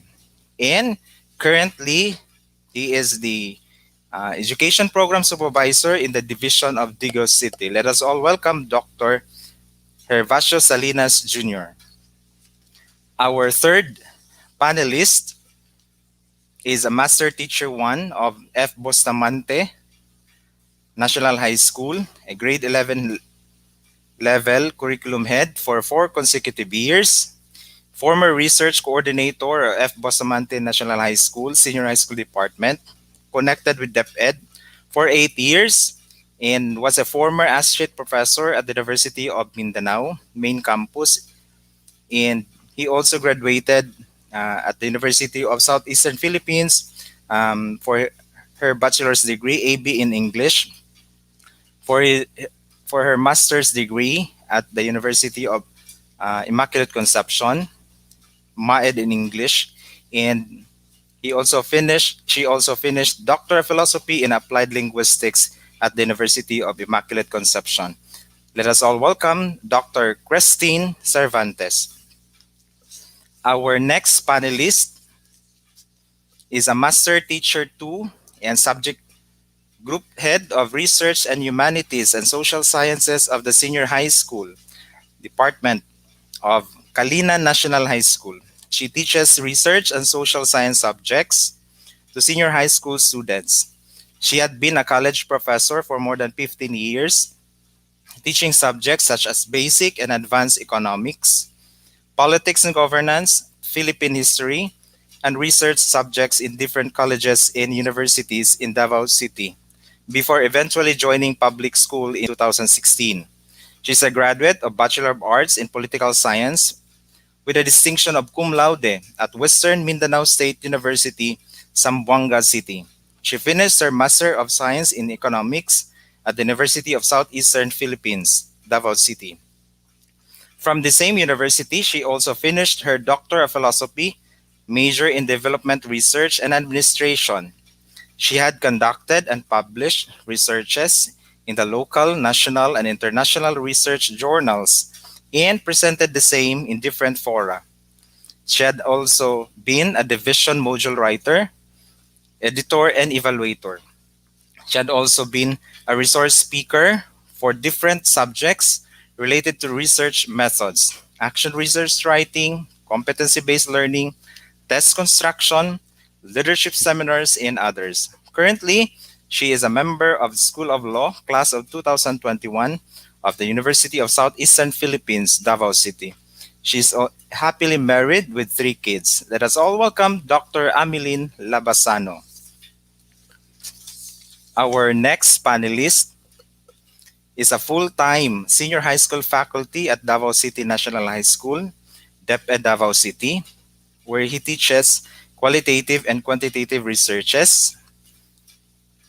He is also a part-time graduate school professor at the University of Immaculate Conception and an adjunct college lecturer at Christian Colleges of Southeast Asia, Davao City. He holds a Doctor of Philosophy in Education, major in Applied Linguistics, and Master of Arts in Language Teaching, major in English at the University of Immaculate Conception and the University of Southeastern Philippines, respectively. He has been actively involved in national and international research trainings and workshops, both quantitative and qualitative research methods. He presented research papers, both in local and abroad. He has been invited as speaker to local, national, and international webinar sessions talking about language and linguistics, research methodologies, research writing, literature review writing, and emerging teaching pedagogies in English and research. He has also been invited as judge to various international research conferences.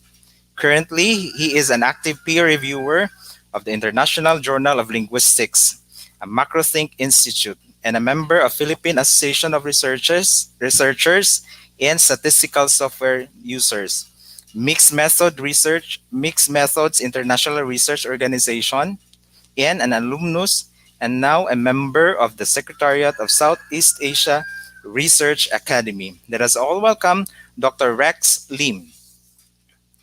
Our next panelist is a graduate of Bachelor of Science in Computer Science. No? He is also a CHED's Outstanding IT Graduate in Region 11. He is currently the Vice President in IT Department of Holy Child College of Davao. We have Sir Inolweno Barona. And our last but definitely not the least panelist has been teaching science at Jacinto P. Elpan National High School for 15 years. He was a recipient of the Diploma Course of Research and Development of Products to meet public health needs at the Tropical Medicine Nagasaki University in Japan in 2012. He has been an international winner coach in Science Investigatory Project. His team won a gold medal for the research project on Sagip, a mobile and portable IoT-based base weather station during the 7th World Invention Creativity Olympic in 2018 in Seoul, South Korea. Because of his valuable contribution to teaching innovations, the Department of Education awarded him as the ICT Achievers Award during the DepEd Cyber Expo at PICC Pasay City in March 2019. Robotics and Arduino programming motivated him to develop a WeatherWiser, an IoT-based monitoring station which won him a gold award in the 4th International Invention Innovation Competition in Canada, ICANN 2019. He was also invited to the USA-based International Virtual Science Symposium in 2020. He has recently been added to the panel of judges to score students' research entries from around the world. So a proud DOST scholar and alumnus of the Ateneo de Manila University, he obtained his Master of Science in Science Education on August 10, 2020. He also received the Best Thesis Award on that year. He has reinstated as a science teacher at Jacinto P. Elpan National High School and has mentored teachers in science, pedagogy, and educational research. He is currently admitted to the PhD in Science Education program at De La Salle University, Manila, specializing in biology. He believes that education must be both practical and relevant. Additionally, he claims that innovation in education drives creativity in teachers and students and compels them to use a higher level of thinking to solve problems. Ladies and gentlemen, we are so honored to have our panel member for this Cluster 6 Research Summit. We have Sir Zaldi Alima. So those are our panel members for this year's Cluster 6 Research Summit. So good luck to all the participants, good luck to all researchers, and good luck to our teachers. God bless everyone and good morning. All right. Thank you so much, Sir Norman, and thank you also to our panels for gracing our event today.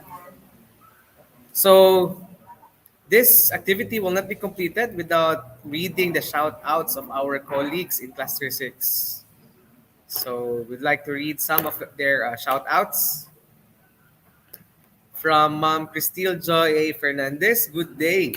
Greetings here from Mintal Comprehensive High School, English Department. I hope there is a replay of this significant initiative of SHS. Basic know-how, tips in making researches in a tip-top shape is indeed a must. Thank you so much, Ma'am Cristil, our Korean teacher in FCHS. We also have from Ma'am Belen Flores Villalba. Good morning. Watching from VL Anglionto Senior Elementary School. Hello, ma'am. Then we have from Ma'am Aba Piscos Agustin Wayong. Good morning. Watching from MCHS Bago Oshero Campus. Hello, ma'am. Good morning. Nanap si Ma'am Cristil. Good morning. More power at Cluster 6. Power host, speaker, and TWG. Song Sing Nim. Hi, teacher. The teacher. Song Sing Nim in Korean. Ma'am Bem, would you like to read some of our shout-outs as well? Okay, so we have from Sir Sul Louis. Okay, so he said, good morning, watching from Los Amigos National High School. Good morning, sir. Okay, we have another one from Sir Angelo de la Cuesta. So good morning, still from Los Amigos National High School. Thank you for watching, sir. Okay, we also have Ma'am Donabel Caballero Concon. Okay, she is from BL National High School. Good morning, Cluster 6. Sir Darwin Pulido from Intal Comprehensive High School. Good morning, Sir R.D. Farnazo. Thank you for gracing the Cluster 6 Research Summit. Okay, thank you for inspiring. Alright. Okay, Ma'am Juvie Andoy Dulay. Good luck, everyone, especially to Ter Miraflor, Damparong Landing, and Fidel Denson Pasco Jr. Good luck to all our participants. Ma'am Belle Arnaiz Yap Dalman. Good morning, ma'am. Okay, watching from Tacunan National High School. DepEd Davao City, congratulations Cluster 6 and most especially to practical research teachers and learners of school year 2020-2021. Ma'am Heidi Forzuelo, good luck everyone, especially Santo Niño National High School. Good morning, ma'am. Morning, Ma'am Heidi. Thank you for watching. Okay, Sir Rupert. All right, so we actually have another link to be given later. This link is for the teachers category. So for those who would like to watch the teachers category, the link will be given later. And for those who would like to stay here and watch the students category, you may stay here. Yes. Okay, so before we have our breakout session, let me read first the criteria for judging for the best paper and best presenter. So we have here research paper output, usefulness, significance of research, usefulness to the school and or community, or contribution of the research to the existing body of information related to the study. That's 50%. That includes recency and relevance of the research problem in time and space, 20%, and usability of research findings to school and community, 30%. We also have number 2, the rigor, soundness of methodology, 20%. So research design, 10%. That includes data collection, 5%, and data analysis, 5%. Okay, so next.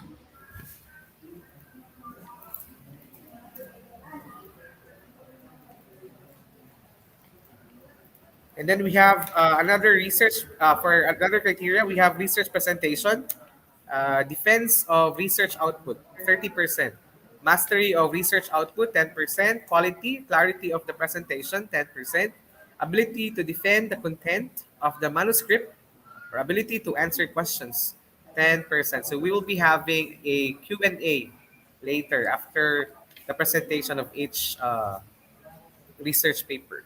Okay, so you may now join the link of your choice. So you have there the links provided on the screen, and today we're going to have now the breakout session for the students category and the teachers category.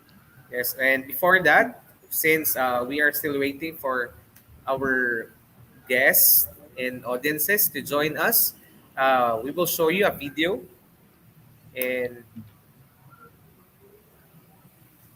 we will see you on the respective links. So here on the screen now, this is for the teachers categories link. Okay, we have the in your www.research summit to teacher category. So we have 7 participants in this category from different schools of cluster 6. Let me repeat again. For the students category, you may stay in this link. You don't have to go to the other link. The other link is only for the teachers category. All right?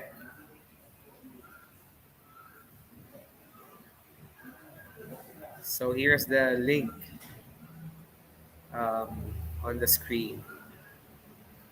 So while waiting, we will be showing videos.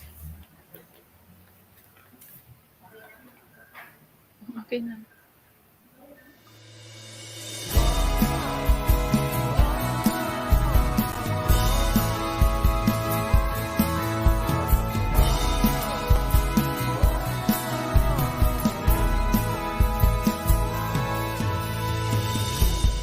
Sabay-sabay na babangon, sama-samang ahon, ihanda ang sarili sa hamon.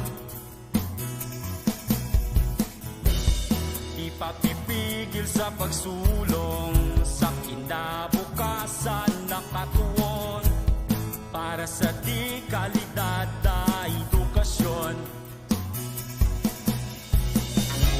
Balik eskwela na naman, sa puso ang kahandaan, handang isip, handa bukas, sa pagkakaisa ay may lakas. Ito na ang new normal, online learning at modular, di na kailangang mag-face to face, gamit ang cellphone at radio base. Yakapin na ang pagbabago, pahirapan, kaya natin to. Lakasan ng iyong loob, sa bagong normal, sa bagong mundo.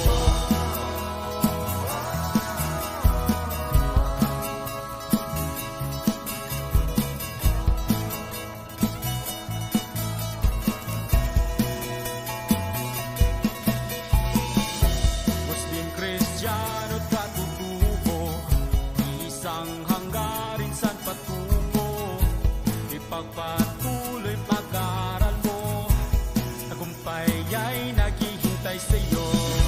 Balik eskwela na naman, sa puso ang kahandaan, handang isip, handa bukas, sa pagkakaisa ay may lakas.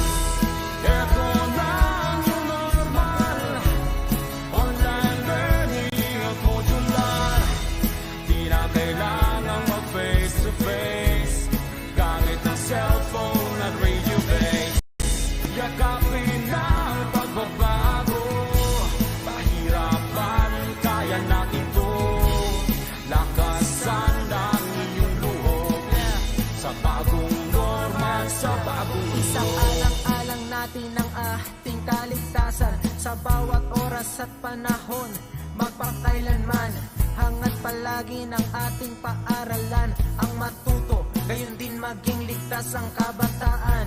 Tayo ay magkaisa, halina't sama-sama, kasali lahat, kasama lahat, para sa lahat. Pilipinas, maghanda ka na, balik eskwela na, tara. Tayong lahat, sabay-sabay, Pagkakaisa ay may lakas. Ito na ang new normal, online learning at modular, di na kailangang mag-face to face, gamit ang cellphone at radio base.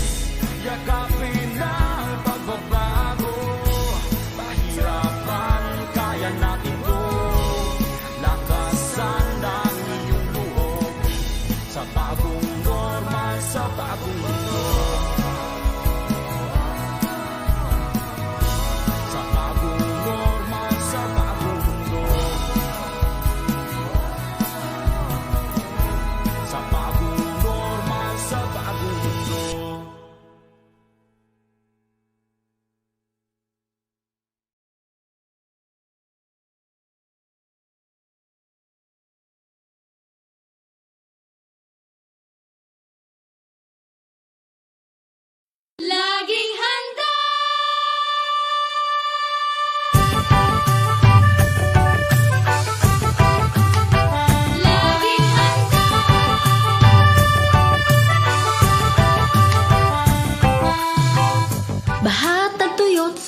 og lindol bagyo, mga kalamidad na likas sa ating mundo, napapahamak ang buhay at kabuhayan, kaya naman kailangan ng paghandaan. Maging handa, maging alerto,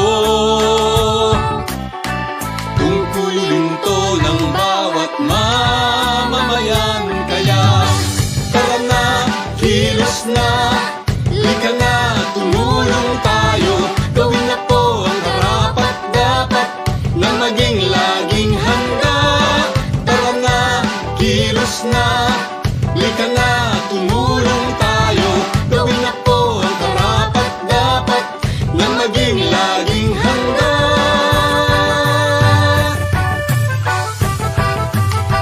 Laging handa.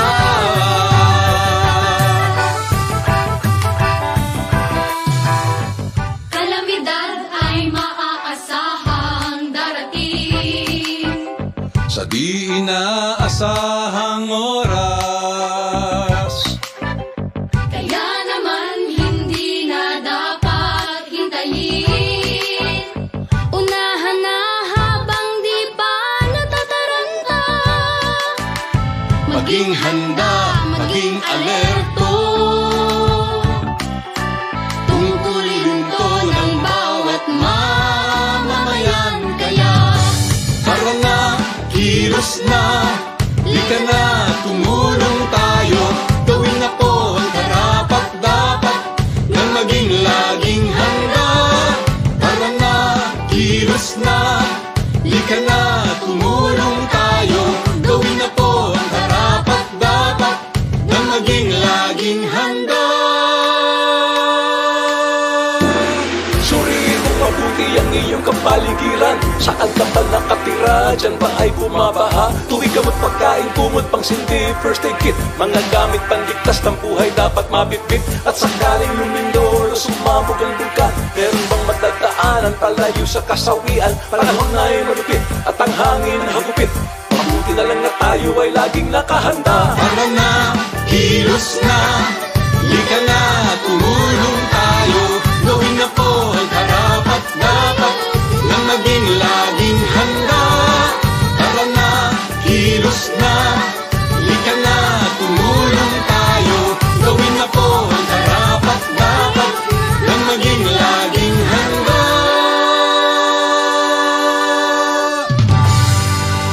This message was brought to you by the Department of Education with the support of World Vision Development Foundation.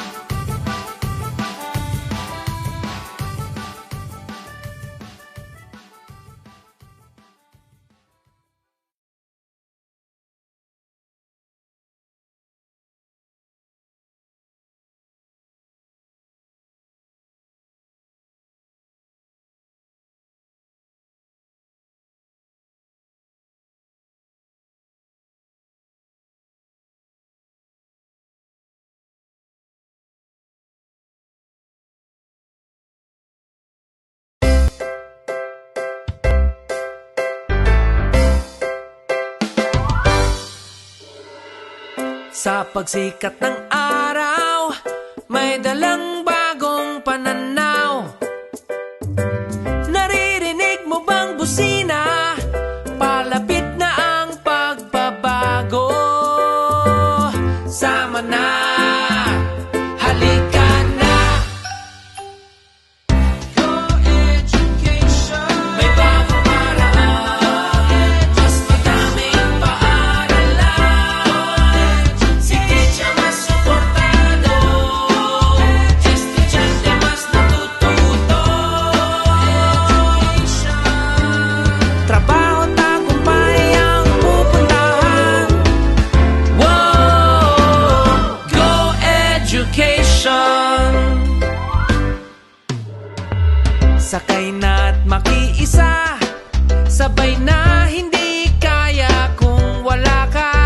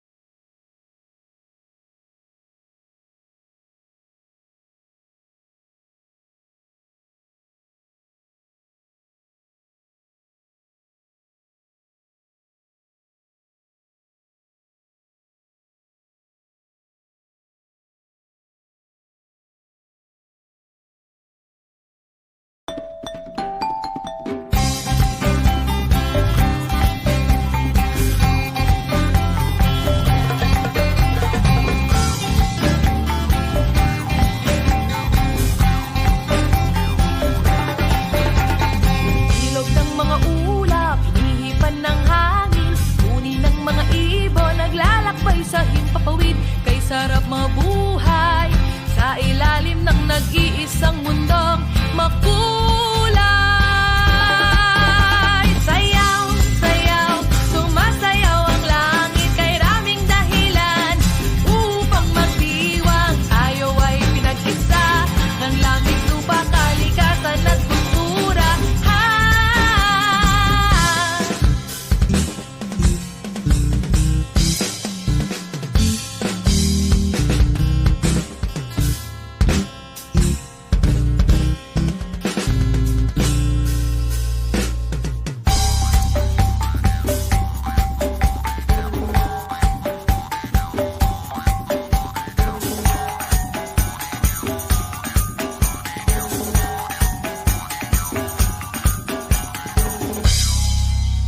Sayaw, sayaw, sayaw, sayaw, sayaw, sayaw, sumasayaw ang langit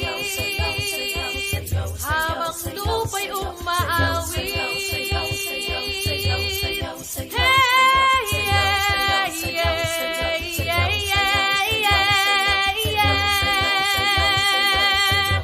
Sumasayaw ang langit habang lupa'y umaawi.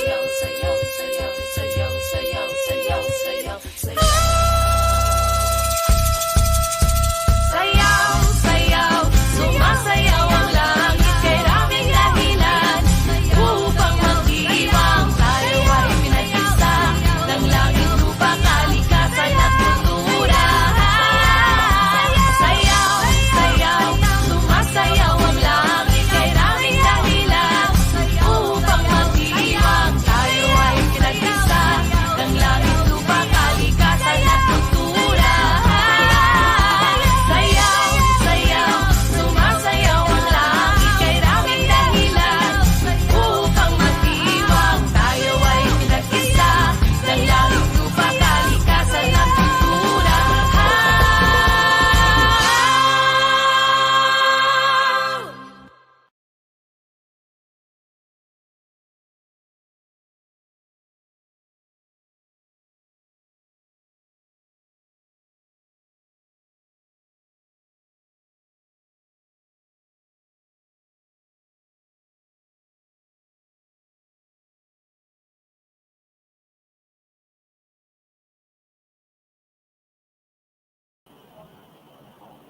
Once again, a great day to everyone, to all our teachers, parents, learners, to our panelists, and of course to all our viewers who are with us here in our Research Summit. So welcome to the Cluster 6 Research Summit with the theme, Championing the Future Through Research. This is actually the third time that Cluster 6 will be holding its Research Summit, but it's the first time by which it will be done here in a virtual platform. So currently we are streaming live in the Cluster 6 official Facebook page, www.facebook.com/Cluster 6 News Center. So by the way, I am Engineer Kim Ravida, and I will be your moderator for this breakout session. So in this breakout room, we will be featuring 9 of the best researches prepared by our dear learners here in Cluster 6. So we are also requesting all our student participants to be on deck, because every after our presentation, one of our research panelists will be throwing up perhaps questions or insights and comments for your research. Ayan. So I hope that everyone is all set, fired up, and prepared to witness these exemplary researches. So to begin our session, let us begin with our first presenter, beginning with Leslie P. Pal from Mintal Comprehensive High School.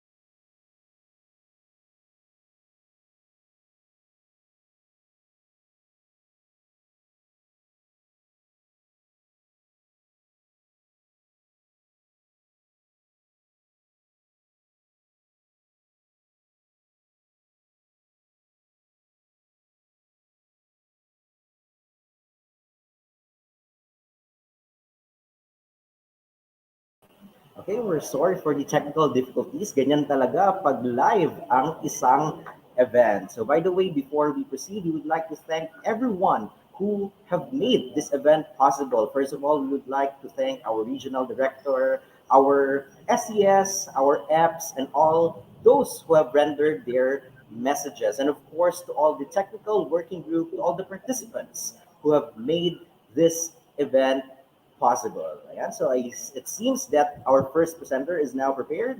So once again, let us welcome our first participant, Leslie Pipal of Mintal Comprehensive High School. A pleasant morning and a warmest greeting to everyone. I am Leslie Pal from Impal Comprehensive High School. Our research is entitled Basil Leaf Extract, Osmium Sanctum, Ginger Officinale, Garlic Allium sativum, and Onion Allium cepa as alternative natural insect repellent for red fire ants, Solenopsis sp. Have you ever had ants invading your home? Ant colonies can be found almost anywhere, and their scouts are always on the lookout for food. People often take ants for granted, yet many are unaware that their presence can have serious consequences for human health and home. The tropical fire ant is the most threatening of the three domestic invasive ant species because its venom is usually lethal, causing considerable pain and sometimes fatal illness in allergic patients. Red fire ants are also a major agricultural pest and one of the worst invasive species. Commercial insect repellents are not only expensive, but they also contain harmful chemicals that have been related to carcinogenic cellular activity. The study seeks to address the following questions. Is it possible to use basil leaf extract as natural insect repellent? Is basil leaf extract more efficient as an insect repellent when combined with onion, garlic, and ginger? Is there any significant difference between basil leaf extract alone and basil leaf extract with onion, garlic, ginger as natural insect repellent? These studies compose of three phases. Phase 1, gathering of materials and plant extraction process. Phase 2, conduct of experiment. Phase 3, data collection and analysis. Plant extract preparation. We started by asking Mom Rending for basil leaves from his garden, after which we proceeded to the Mintal public market to purchase 1/4 kilogram of ginger, onion, and garlic. In the study, we just used 60 fresh green basil leaves. We cut ginger, onion, and garlic into small pieces. After that, we steamed the plant samples in a stainless steel pot for 30 minutes at medium heat. We separate the two plant extracts so that we can easily distinguish between the two repellents. After, we filter the extract to separate the liquid and solid extracts. We add 25 drops of vinegar, liquid soap, and isopropyl alcohol to obtain their efficacy. In conducting our experiment, 3 sweet candies were used. The efficacy of the crude extracts of basil leaves, ginger, garlic, and onion as insect repellents was investigated in this study. By coating the sweet candies as bait, red fire ants were exposed to the two extracts. Each insect repellent was put through its test 5 times with a 10-minute interval between each test. Data for fire ants attracted to the insect repellents was collected. The findings were summarized for data analysis in order to compare the 5 tests obtained by the 2 treatments and the control group. In analyzing our data, we used 3 statistical tools. First is the one-way ANOVA, second is the frequency counts, and lastly is the mean. The study employed 0.05 level of significance to test the effectiveness. JASP software was used to encode all of the study's data. As you can see, the table represents the rate of fire ants attracted in the 2 insect repellent. The control group was tested on the first day. No fire ants were attracted on the first trial, 20 on the second, 35 on the third, 50 on the fourth, and 70 on the fifth, with an average of 35 red fire ants attracted to the control group. On the second day of observation, basil leaf extract was utilized. No red fire ants were attracted to the candy in the first and second trials. 2 red fire ants on the third trial, 5 on the fourth trial, and 8 on the fifth trial, with an average of 3 red fire ants attracted to the first treatment, while basil leaf with a mixture of ginger, onion, and garlic extract was done on the third day. In the first, second, and third trials, no red fire ants were attracted to the candy, 1 on the fourth trial, whereas 3 on the fifth trial. with an average of one fire ant attracted to the second treatment. When comparing the two insect repellents, the basil with a mixture of ginger, onion, and garlic extract has the lowest mean level of 0.100 as shown in the table, indicating that it may be more effective and repelling than basil leaf extract alone. It means that garlic, onion, and ginger have strong aromatic odor. These properties induce extract from the plants as an important biochemical substance for insect pest control. That is why combining onion, garlic, and ginger extract with the basil leaf extract has the potential to be the most efficient insect repellent. Presented in this table is the result of the ANOVA to compare the effectiveness of the two insect repellent against fire ants, which obtained the computed F value of 14.602 with an equivalent P value of 0.001 at alpha 0.05 level of significance. Since the computed P value is less than 0.05, it means that there is a significant difference between the control and the two insect repellent. The data shows that the effectiveness of the two insect repellents is effective. The fragrance of basil, onion, garlic, and ginger resulted the ability to repel insects. On the other hand, when evaluating which of the two insect repellents is more effective against red fire ants, the computed P value of 0.195 is greater than 0.05, which suggests that there is no significant difference in effectiveness between the two insect repellents as shown in the table. It means that the two insect repellents have the same fire ant repellency. Based on the findings of the study, basil leaf extract with a mixture of ginger, onion, garlic has the possibility of even more efficient and repelling components compared to basil leaf extract alone. There is a significant difference between the control and the two insect repellent. It means that the two insect repellents are effective against fire ants. There is no significant difference in effectiveness between the two insect repellents. It means that they have the same fire ant repellency. These plant extracts can be used as organic and effective insect repellents. Since the results show the two insect repellents are effective against fire ants, recommendations are formulated for further research studies. Utilize circle test methods to compare which of the two insect repellents is more effective and can last a long time. Use different concentration of plant extract to see much further whether there are any significant differences between the two treatment groups, and consider the natural environmental factors such as temperature, wind, water, and sunlight for further testing. Thank you very much for listening. A pleasant morning and a warmest greeting.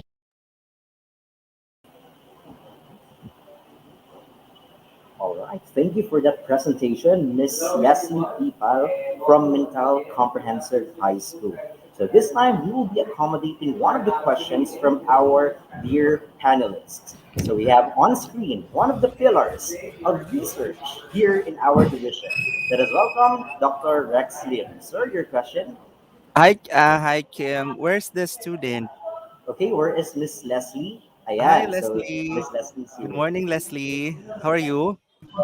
I am fine. Oh, that's great. That's great. Okay. Your study is very nice. And this is for STEM strand, right? It's very Yes, nice sir. because this is very nice because I can see the high social value, meaning we can utilize practically the results of your findings. This is well written, well structured, without bias that I know your advisor. But definitely you have a very good paper, and I'm just impressed how a senior high school student has made this, and for that I congratulate you for coming up with this paper, Leslie. My Thank question you, is, sir. did you take part in the analysis of the data, or were there, or did you hire a data analyst, or were you the ones who analyzed your data, like the use of ANOVA, for example? Sir, we have really difficulties on that since we doesn't have enough knowledge on statistical analysis. So reach out our statistician, Sir Darwin, for help, sir. Okay. Yeah, that's great. That's it. Thank you. Actually, I have not. I have no. That's my only clarification because with the rest of the paper, it's already good. Maybe there's a sort of recommendation to your paper because this is already nice. I'm looking at for a while. I'm looking at table 3. It's on the ANOVA on the effectiveness of two insect repellent against Selinopsis, where you used an ANOVA here and its p-value is less than 0.05, so therefore it's significant. And I have not seen any post hoc analysis.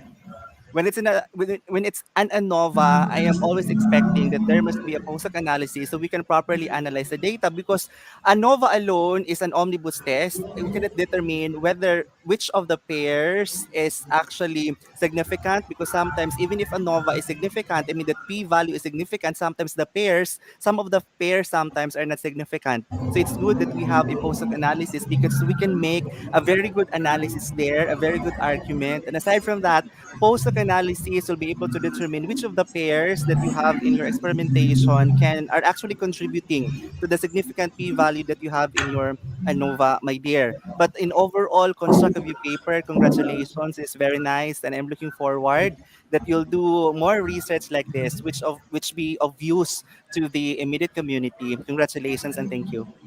Thank you, sir. And so thank you so much, Dr. Rex Lim, for that insightful comments, which I hope can help improve the papers of our research students. Ayan. So thank you so much once again, Ms. Leslie and Sir Rex. This time we will be proceeding to our entry number 3. We have Ertzner M. Hernandez, this time from Los Amigos National High School.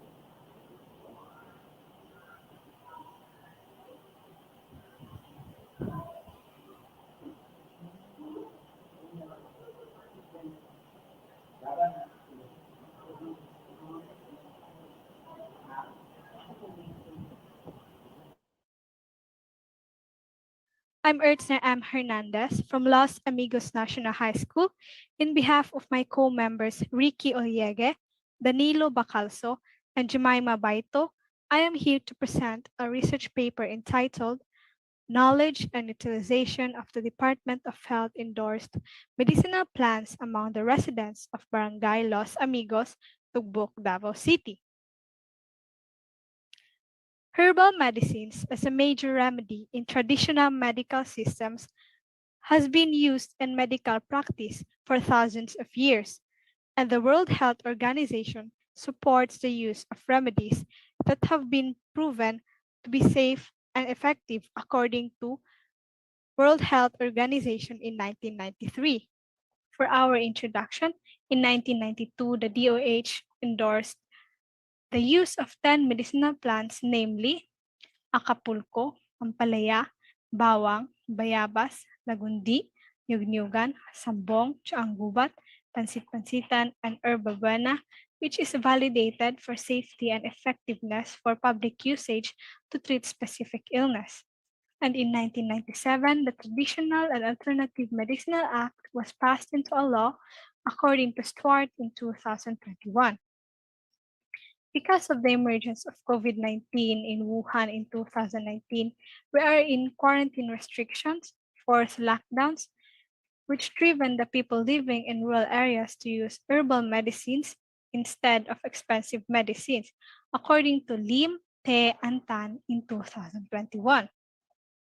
As you can see, Los Amigos is in critical condition of COVID-19, and the new variant of COVID-19 is recently confirmed in Davao City. However, the data is limited about the level and knowledge and utilization of the local residents of these medicinal plants, and the fidelity level and informant consensus factor were also limited. Study is a descriptive quantitative research employing the following methods. First, we sought the school endorsement of our study, followed by formulating the survey questionnaire and had it validated by the expert in field. Then sent out the questionnaire through Google Form together with a consent form. Next is the post-survey questionnaire in Google Form, the retrieval of survey results in Google Sheet, tally and computation of the data gathered, results and discussion, the demographic profile of the respondents. There are a total of 30 respondents, and most of them are female with a percentage of 66.7%. Majority of the respondents belong to the ages 18 to 28 years old. which belongs in the economically active population according to PhilAtlas in 2021. Medicinal plants cited for treatment of ailments. The top 5 medicinal plants used by the respondents are lagundi, bayabas, gabon, asunting, and ahos, which is related to the ethnomedicinal studies in Cebu City by Picardal in 2011, in Zamboanga del Sur by Murillo et al. In 2014, and in Santa Cruz, Davao del Sur by Wico et al. In 2017. In Table 3, plant parts used for remedy. As you can see, leaves is the most commonly used parts of the plant to treat various ailments, to be followed by roots, fruit, and flower. According to Gil, Mera, and Nafget et al. In 2018, this part extracts different phytochemicals and several bioactive compounds. In Table 4, modes of herbal plants preparation. As you can see, poultice, decoction, and bathing is the most commonly utilized among the residents of Los Amigos, which yields the most effective in preparation, according to Gil, Mera, and Nafget et al. In 2018. Fidelity level value. As you can see, Niyog-Niyogan has the highest fidelity level of 1.0, which means it is the most preferred plant to treat a single disease, which is stomach ache, wherein Bayabas with the lowest fidelity level of 0.125 is the most preferred plant to treat assortment of ailments and is the lowest among the 10 medicinal plants. Informant consensus factor or ICF values. As you can see, cough and cold has the highest ICF value of 0.78, which means it is the most treated disease in the area of Los Amigos. It is also related to COVID-19 signs and symptoms. It is followed by wound and stomach ache. Level of knowledge on the 10 DOH endorsed medicinal plants. The overall mean is 2.3 with a verbal description of high according to Likert scale. This shows that the medicinal plants is still valued by the residents of Los Amigos, especially in this time of pandemic that medicines are one thing. Conclusion and recommendations. The residents of Los Amigos are highly knowledgeable about the 10 medicinal plants endorsed by the DOH, and the common ailments treated are related to COVID-19 signs and symptoms. It is recommended to conduct a more comprehensive investigation of these 10 medicinal plants endorsed by the DOH, especially in the rural areas of Davao City. Moreover, it is suggested to widen the scope of information dissemination, including school-age children, on the uses and importance of these medicinal plants, including the management, protection, and cultivation of these plant species for a sustainable future. These are our references. Thank you and keep safe, everyone.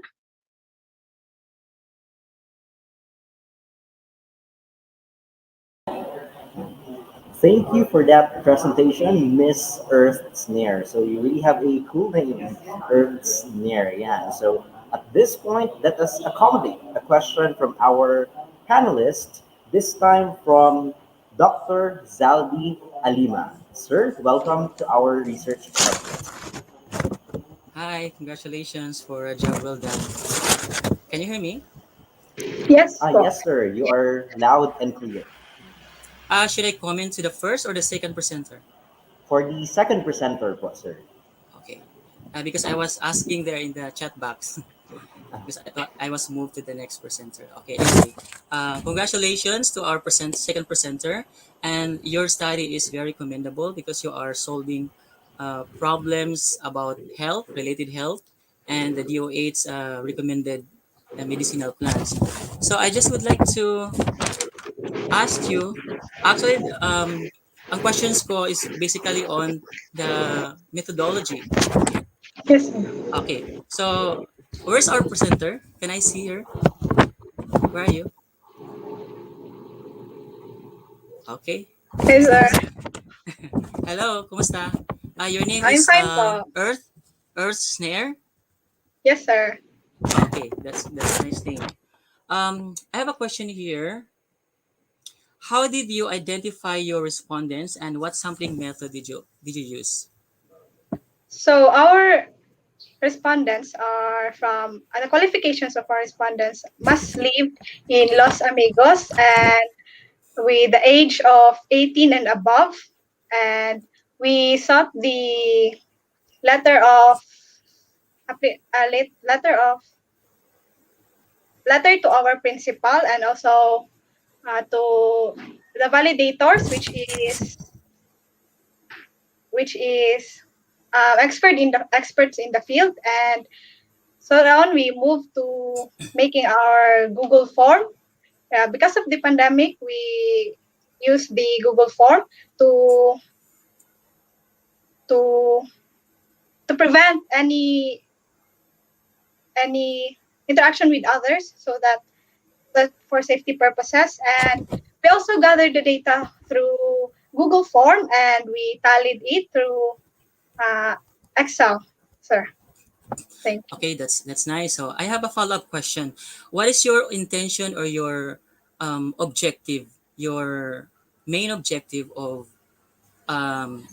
evaluating the knowledge or getting the results for the utilization of these DOH endorsed medicinal plants?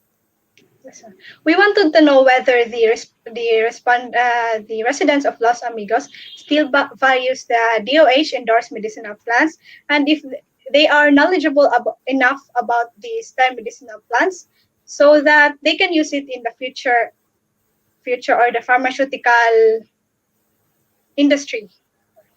Okay, congratulations. Thank you, Ms. Thank you, Earth. sir. Thank you. Okay, so once again, thank you to our presenter, Miss Earth Snare from Los Amigos National High School, and of course to our research panelist, Dr. Zaldi Alima. Yan. So I hope the questions have been sufficed. So this time, let us proceed to our third presenter. This time, we will go back to the school where excellence is a virtue. Our third presenter is Mr. Fidel D. Pasco Jr. from Mintal Comprehensive High School. A pleasant morning and a warmest greeting, everyone. I am Fidel Paso Jr. from Mintal Comprehensive High School. Our research is entitled Designing Cost-Effective Disinfectant Chamber with Motion-Activated Alcohol Dispenser. Coronavirus disease or COVID-19 pandemic has resulted in a worldwide public health crisis. In order to lessen the chances of the virus from spreading, some offices provided disinfecting chambers. In the school where the researchers studied, the school guard has been manually using the thermal scanner for temperature checking. Likewise, visitors have been manually using the alcohol dispenser after the body temperature is checked. The researchers were compelled to develop a simple disinfectant chamber that is lesser in cost. The said chamber will be used by the school, which is done with less human interaction in order to control the chamber and prevent the spread of COVID-19 virus. The researchers limit it to basic programming involving motion-activated module and Arduino coding programming. At first, the researchers wanted to develop a body spray disinfectant chamber, but due to some health issues, we converted into hand spray. These are the specific questions that are being addressed in this study. First, does the program motion-activated alcohol dispenser function well and consistently? Second, how many persons can be served before the motion-activated alcohol dispenser runs out of alcohol? Lastly, is the chamber cost-effective? This research involves three phases. The first phase involves in the development of prototype disinfectant chamber. This phase includes the gathering of the materials that were used in building of the said chamber. Phase 2 dealt on the programming. It is in this stage that we decided to use C++ programming and Arduino processor since it also the language that was taught to us. As you see in the figure, we made a model first and we would like to set up the program per se. Phase 3 is all about analyzing the data, specifically addressing the functionality of program system as well as the other questions that were raised in the statement of the problems. For the first 3 lines of code, We declared constants for the pins that will be used for the components such as the relay, motion sensor, and the LED. Next, two lines are also constants that will define the spray time and wait time of the program. PIR output variable will act as the storage for the value that will output by the motion sensor if it detects a movement. In the void setup part of the program, this is where we will set the pin modes of the components if it's an output or input. The behavior of our LED pin here is opposite. A high signal means off and a low signal means on. Now, for the main part, the program will read the output of motion sensor and put it in the PIR output variable. Then the program will check if the value is greater than 0. If it is, it will mean that the motion sensor has detected movement and will now start the process. The LED will light up for about 3 seconds. Then the program will now send a high signal to the relay to turn on the motor pump that will spray the alcohol for about 2 seconds, and then it will turn off after. Then we'll wait for another 3 seconds and turn the LED off to indicate that the process is now done, and wait for another 1.5 seconds. So let's start answering each question. For the first question, does the program motion activated alcohol dispenser function well and consistently? The researchers tested the functionality and consistency of the final program feature of the disinfectant chamber by performing multiple run-throughs. The researchers have 5 recorded run-throughs of the 3 persons, which is presented on the table 1 below, and several non-recorded and met with the same smooth process and results. The researchers encountered no malfunctions, which is labeled as 0 in performing the run-throughs of their own program feature, and came to an end that the feature program is consistent and reliable. To answer question 2, first, the researchers measured the capacity of the liquid container by using a measuring cup. Second, the researchers measured the amount of liquid that is released from the nozzle of the spray by using a measuring cup that is used for dispensing medications. The researchers arrived with the result of the maximum capacity of the liquid container, which is 1.5 liters, and the amount of liquid being dispensed in the spray, which is 9 ml. Table 2 revealed the capacity of the motion-activated alcohol dispenser. Using 8 intervals having 30 minutes each interval for 5 trials, result yield the consistent 9 ml amount of alcohol being dispensed in each trial and interval. Thus, 1,500 ml is the capacity of the liquid container, divided by 9 ml per spray per person is equals to 166.6, or 167 persons before one container runs out of. In order to make a comparison, 10 individuals who were teachers of MCHS were subjected to investigation. The amount of alcohol each individual used per transaction and the number of times each used the manual alcohol dispenser were recorded as shown in Table 3. By comparing the amount of the 2 dispensers, it showed that on the average, the same amount is dispensed. 9 ml for the motion-activated alcohol spray and 8.5 ml for the manually operated one. If each transaction in the manually operated alcohol dispenser is treated as individual person, it is safe to assume that motion-operated hand spray is more cost-effective than the manually operated alcohol dispenser. By mathematical analogy, approximately 50 persons only could consume the manual alcohol dispenser, compared to motion-activated body alcohol spray, which could cater around 167 persons. Conclusion. Based on the findings of the study, the following conclusions are drawn. The motion-activated alcohol dispenser functioned well and is consistent since no recorded of malfunctions. The average number of people that can be served by the total amount of alcohol container can hold is approximately 167 persons. The disinfectant chamber with program action-activated alcohol body spray is cost-effective.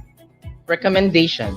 Further testing on the consistency and functionality of the program action-activated alcohol dispenser.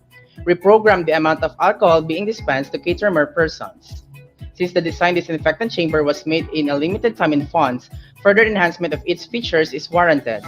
Future researchers are encouraged to design a program for an automatic thermal scanner with added feature of program QR code scanner in one disinfectant chamber. Thank you for listening. Thank you for that presentation, Mr. Fidel from Mintal Comprehensive High School. Yeah, so welcome, Mr. Fidel. And of course, for this time, we'll be hearing a question from one of our dear panelists. So let us Hear the question from Mr. Emiliano P. Baron. Sir? Good morning, Fidel. Good morning, sir. Good morning. Okay, good morning. It's good to see students making these kinds of technologies which are relevant to the needs of the community, especially during this time of a pandemic. We've seen so many technologies commercially available, disinfectant chambers. However, these are expensive technologies. I've seen the Go Clean Chamber. I believe you mentioned that in your paper, sponsored by the Department of Science and Technology. And I believe your project is very promising. However, my first question is, how much did it cost you to build this kind of technology? Can you answer that, Fidel?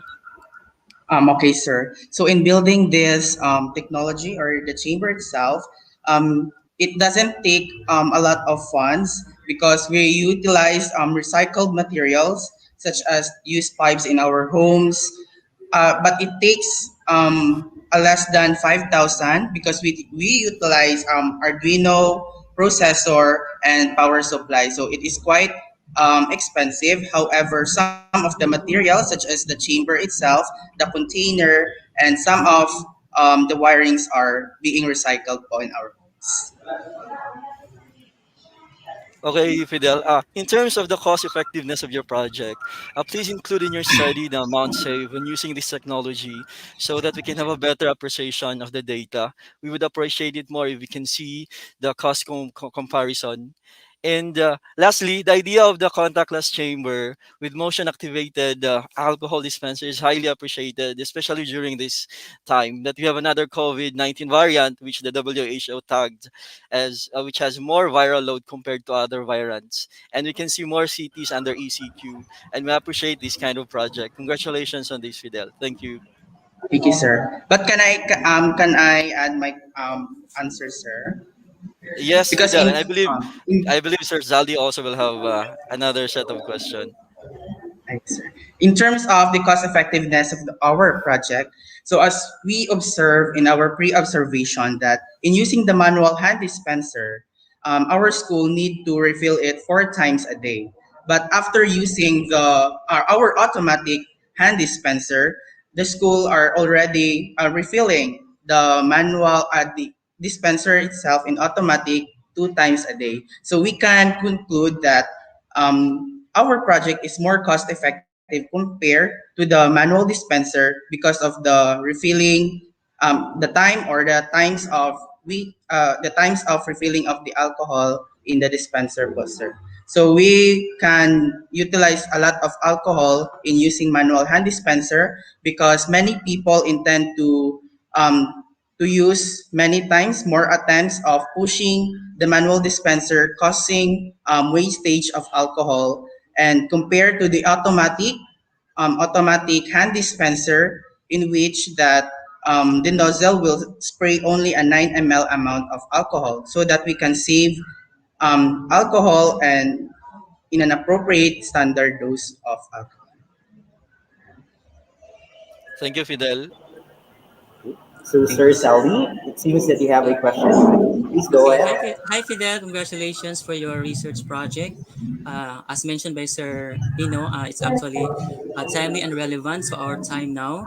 I just would like to recommend something that you should do also consistency and reliability testing. You compare your developed dispenser compared to the commercial one. Yes, Okay, sir.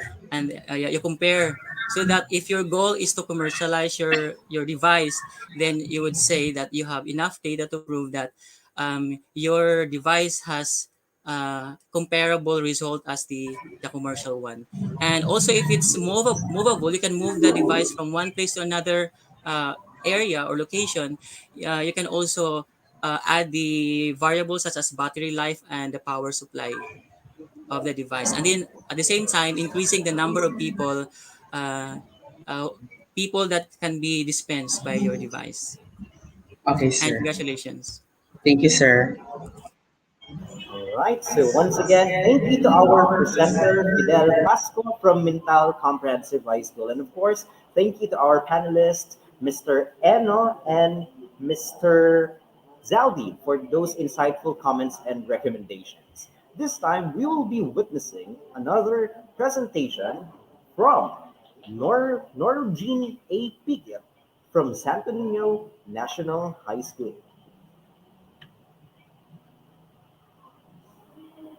Good day, everyone. My name is Norlijan A. Pikit, representing Santo Niño National High School of Cluster 6. I am here to present my study titled COVID-19 Knowledge and Preventive Measures Practice among Senior High School Students in Santo Niño National High School.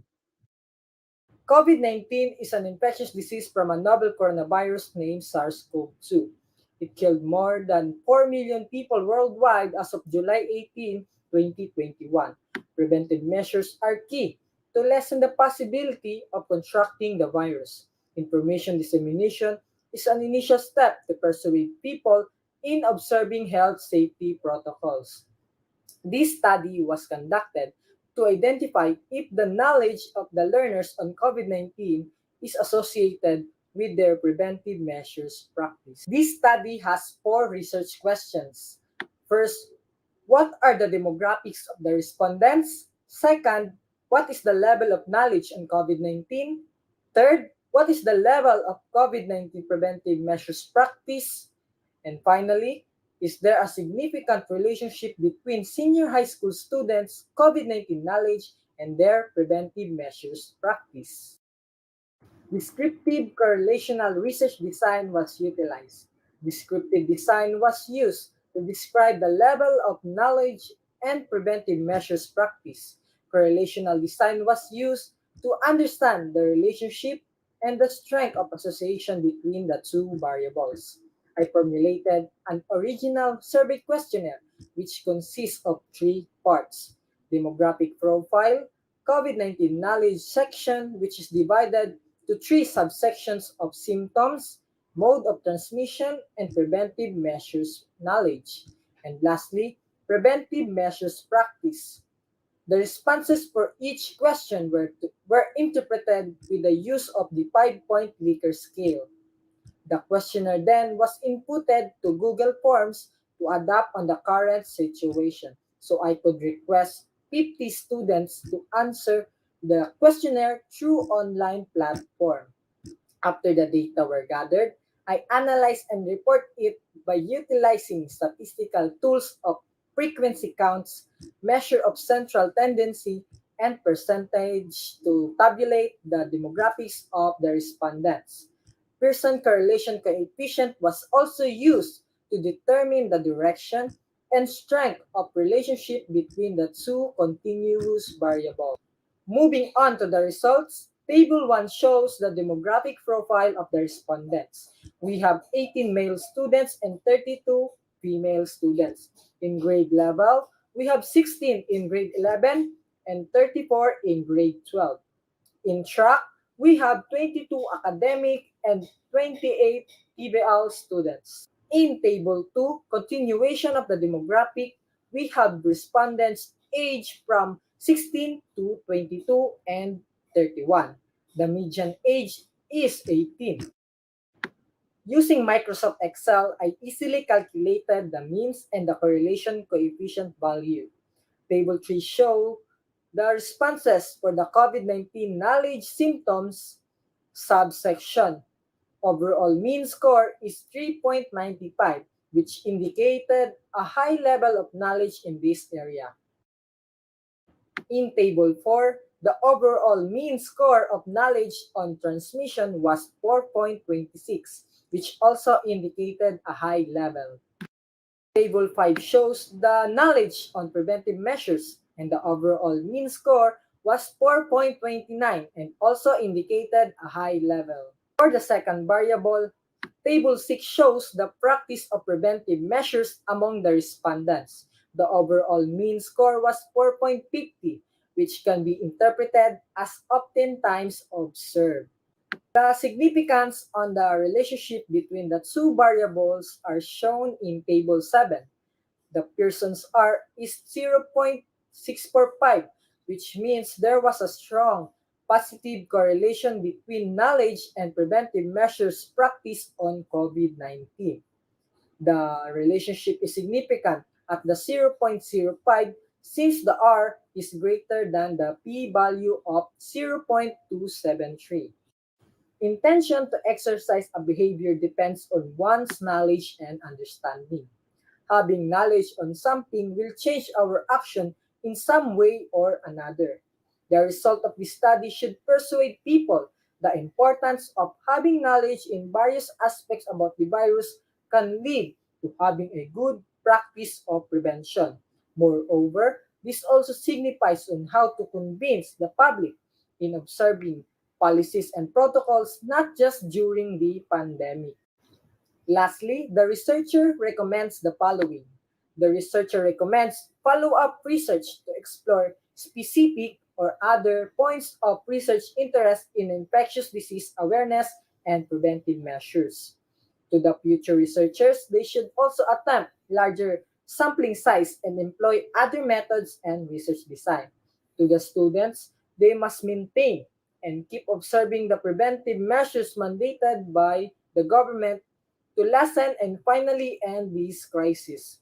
They should also do research on information about COVID-19 cures and remedies and avoid trusting conspiracies and false information from the internet and other social media platforms. Thank you for listening and mabuhay.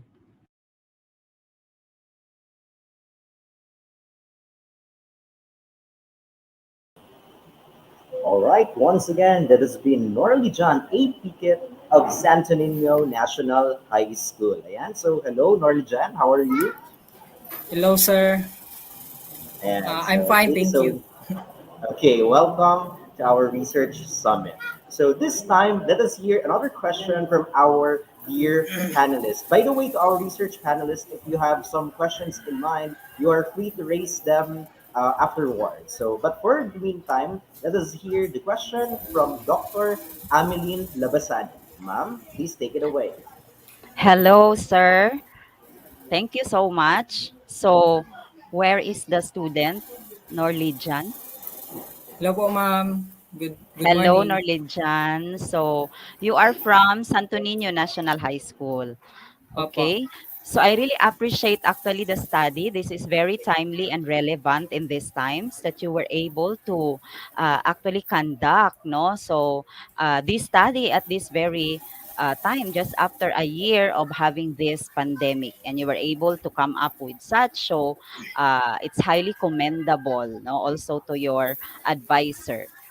I just would like to, so congratulations actually for Thank you, the ma'am. group and represented by you for having presented your study at this cluster research. My question is, I would like to ask, because it was not mentioned in your paper that had been submitted to us, when was the study conducted? When? Oh, So like, say the exact time that this study was conducted, when was that? last week of July, if Mhm. I'm not wrong, This I July. conducted. Yes, This I know July. June pala. Last week of June, before the graduation, and that is the deadline of our research. Okay. And okay po. So thank you so much for And that very honest answer, Norlejan. Okay, because you said just before, after the graduation or before? Before. before Yeah, last okay. week of June. So very honest answer. So very, very new. No? So and then just how many weeks you were able to come up with such analysis? Thank Congratulations you, for ma'am. that. So because I am that is very important to be reflected in your paper as well, no, the time frame, because the results showed that the knowledge of the respondents was Awesome. actually high, and the preventive measures also in terms of preventive measures was also high. So I think with more than a year, so it can be really a little more realistic if it was just conducted after a year, because if it was conducted last year, maybe the result would be different. So, Different. but I would like you to reflect it in your paper, because that is very important to have a meaningful discussion of your result. Kailangan yon because you're talking about the knowledge. Because when you asked this last year, there was already pandemic last year. If you asked this, if you conducted this study last year, the result would be different from conducting it just very recently. Okay, so please reflect on your paper in the scope and limitations of your study of the time that it was actually conducted. So I would like to give some suggestions aside from that because we were asked to have one question. So I will just give some suggestions on your paper. Another is on the survey questionnaire. You mentioned about that there were 22 questions. Am I correct? There were Yes, 22 ma'am. questions, but please reflect there. How did you come up with those questions? No, like how did you come up Okay po. with those questions that which would reflect the knowledge and which would reflect the preventive measures, no? So if possible, please mention the very source. Is it government agency, is it private, to make it more believable and more reliable as to because you Can are I, measuring the okay. knowledge and preventive measures. Yes. Can I comment about that, ma'am? Actually, the survey questionnaire was referred to the review of related literature that I read, especially the uh, Department of Health memorandum about the health safety protocols, and Mm-mm. variables, the first and the second, were really the questions for the variables are referred to it, such as about the preventive measures, about the social distancing and the wearing of masks, and other preventive measures are referred to their website, to the Okay, very memorandum good. they. Yeah, that's good. That's Now all, you ma'am. have it. You have it. And then thank you also for that very clear answer that you got it from the Department of Health source of information. But please also uh, state it in your paper. That's very important. That Thank you, although the ma'am. Yes, ma'am. related literature was part, It but is, yes, ma'am. in the discussion of your questionnaire research instrument for that matter, we have to state it. Another is Okay po. on the research question, one of the objectives of your paper is to include the demographics. I think for me, not needed because the Okay paper po. is talking about it aims to get only the relationship, significant relationship. So I think the demographics does not really matter there. You can include that in the presentation of your respondents, the respondents of your study. So you just describe there along with the demographics. Okay, so you may not actually include that in your research question because more likely it is part of the comparative study, whether you will get the difference of the age of the track, so of the what is that, gender or sex. I think you use gender. So gender. So And that would be relevant there. But for significant relationship, that is not needed. Demographics may not be included there. And please be consistent with the terms because this is quantitative research. In your abstract, I saw that you use participants and in the paper you use respondents. So I think you are quite like confused on these terms. For participants, we use it for qualitative. And then for quantitative, we use the word respondent. So please just, it is one of the things that we need to edit, no, or improve in our paper. But again, congratulations for that. So thank you very much. I think thank you so for that that you get something also suggestions, food, ma'am. from me. Thank you. All right, so from our other panelists, if you have some questions, you are free to unmute yourselves. To me, in the interest of time, I would just like to say congratulations, Norly. Congratulations. Thank Okay, you, so sir. thank you. Thank you, Sir Rex. And of course, to our presenter, Norly John Piquet of Santo Niño National High School. So for this time, we will be having our final presenter for this morning.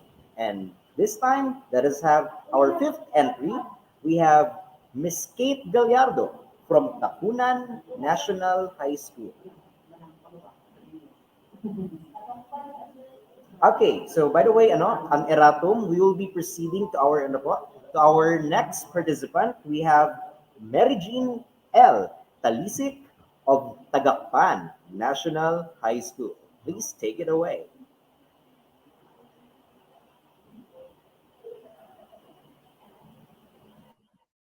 To my co-presenters, coaches, teachers, principals, and all the expert panelists, a pleasant day to everyone. I am Mary Jean Talisik of Tagapan National High School, a grade 12 senior high school student under General Academic Strand, presenting our humble research study entitled The Chronicles of Tagapan Settlers, a Narratological Inquiry.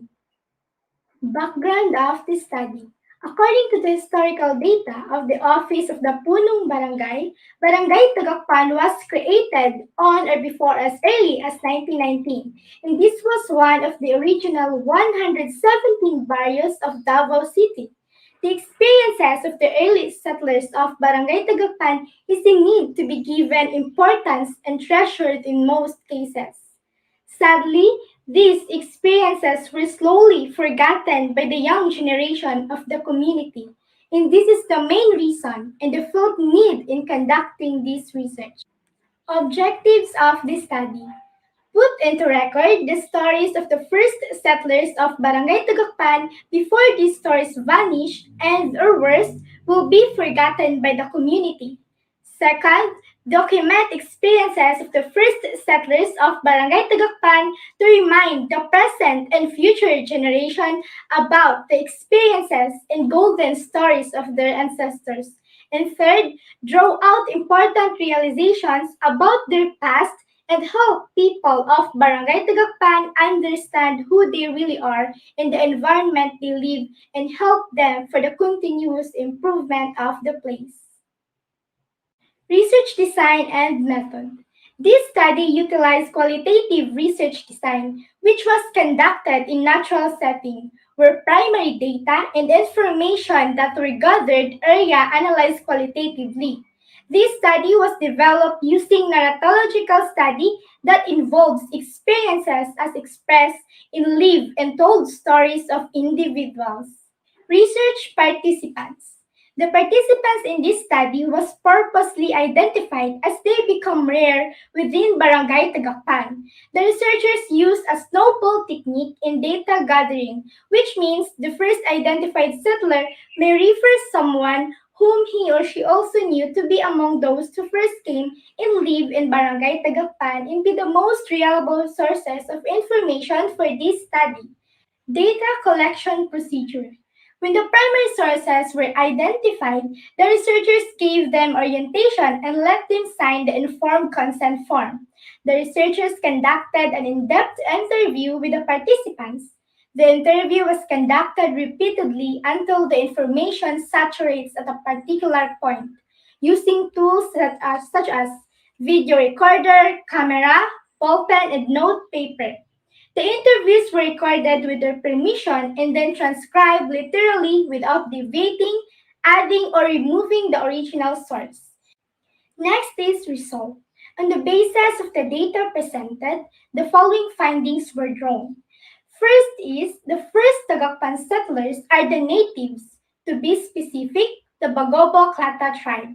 The word Tagakpan was coined after the two old river, Sirib River and Janga River that meets towards Porok Corvada, which is now known to be Barangay Tagakpan. The two old river was known to be Gapa, a Bagobo term which was used to be the war zone for tribal war and fights, and they called it Tagasapang and later on Tagakpan. That's how the place got its name. Conclusions. There are changes happened in the way how people in Barangay Tagakpan make their living compared in the past. And those changes have slowly affected their traditional ways and slowly forgotten by the young generation.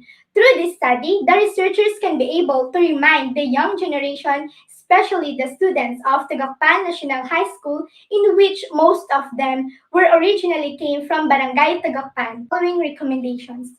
First is to the school. The school should incorporate or contextualize those stories and experiences of their ancestors in teaching, especially in the field of history like the subject Araling Panlipunan, so that students may be able to appreciate and value their past. Local government. Those stories and experiences can be a great help in advocating youth development program. And third, to the National Historical Commission. The recognition of Barangay Tagakpan as one of the origin of the Bagobo tribe in the country must be taken into account. And to the last is to the future researchers. Conduct a separate study on the causes of changes in the traditional ways of living among Tagakpan first settlers. Conduct also a separate study regarding to the habits and practices of the Bagobo tribe residing Barangay Tagakpan. Scope and limitation of the study. This study is particularly focused on Barangay Tagakpan and its first settlers. This study also focuses on the stories and experiences told by those who came and lived in the place which is now known to be Barangay Tagakpan. This study does not also aim to come up with a detailed history of the past, but only to the stories of their experiences when they first entered the place without necessarily emphasizing the exact dates. Thank you and God bless us all. Once again, that has been our entry number 6, Miss Mary Jean L. Talisik of Tagakpan National High School. Ayan, so thank you so much for that presentation and for bringing a very positive vibe here in our virtual platform. Ayan, so hello, Miss Mary Jean. Welcome to our research summit. So this time we will be hearing a question from our research panelists. This time, let us go back to Dr. Rex Lim. Sir Rex, please take it away. Oh, I'm sorry. Hi. Should I be the one to ask question? I'm surprised. Anyway, hi, Mary Jean. Hi, how are you? Okay, I'm okay, sir. You're good. You're okay. All right. I'd like to commend you for this a very nice study. Actually, all of your studies are nice. However, this one I feel I like to me this paper is an intimate paper because it's like going back to the core, celebrating where you are, celebrating who you are, and that's it. It's like cultural preservation, and later on this will be extended to like language documentation, language revitalization, and this is very nice, very authentic. Although the rest of the studies are also authentic, but this one very practical, and we need this study to reinvigorate and to revitalize our very own culture. Can I request the student to be also here on screen? Okay, that's great. Thank you. This is just my question, Mary. How did you use the theory in the whole course of your study? Given that you have here, I have seen macro system theory and you have central place theory. How did you use that in your study? That's my only question. We use the macro system theory that is according to Anbron Ferrer 2007. It is all about the um, the natural setting of a place and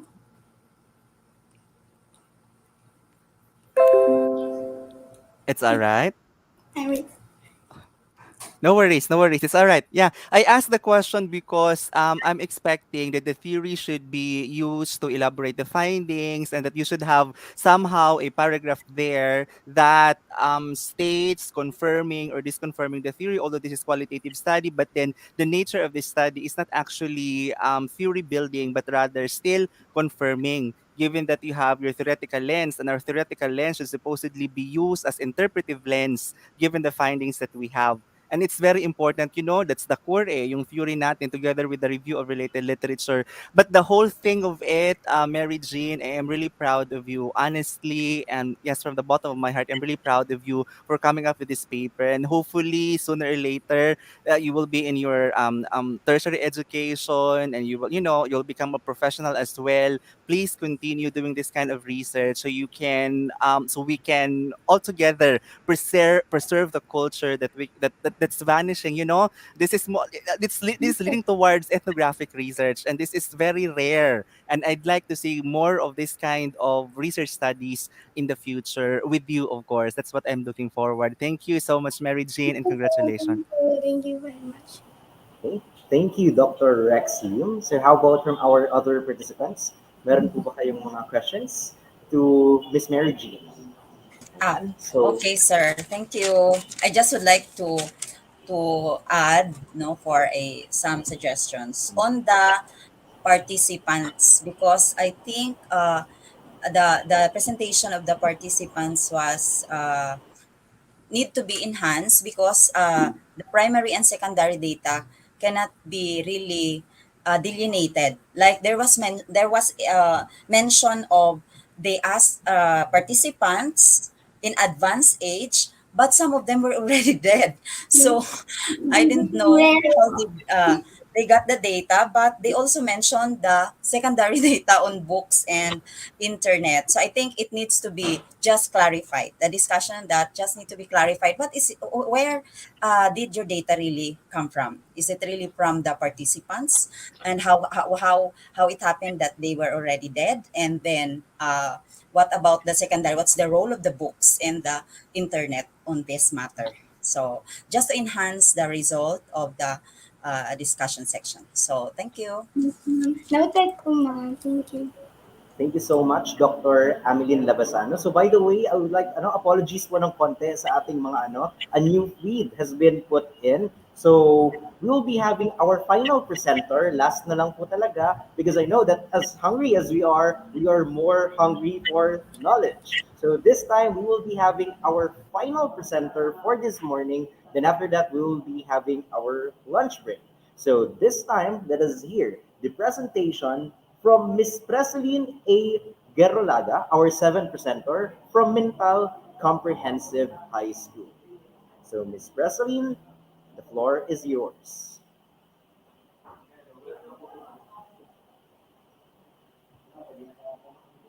Good day, everyone. I am President A. Herlaga, an ABM student from Mintal Comprehensive High School.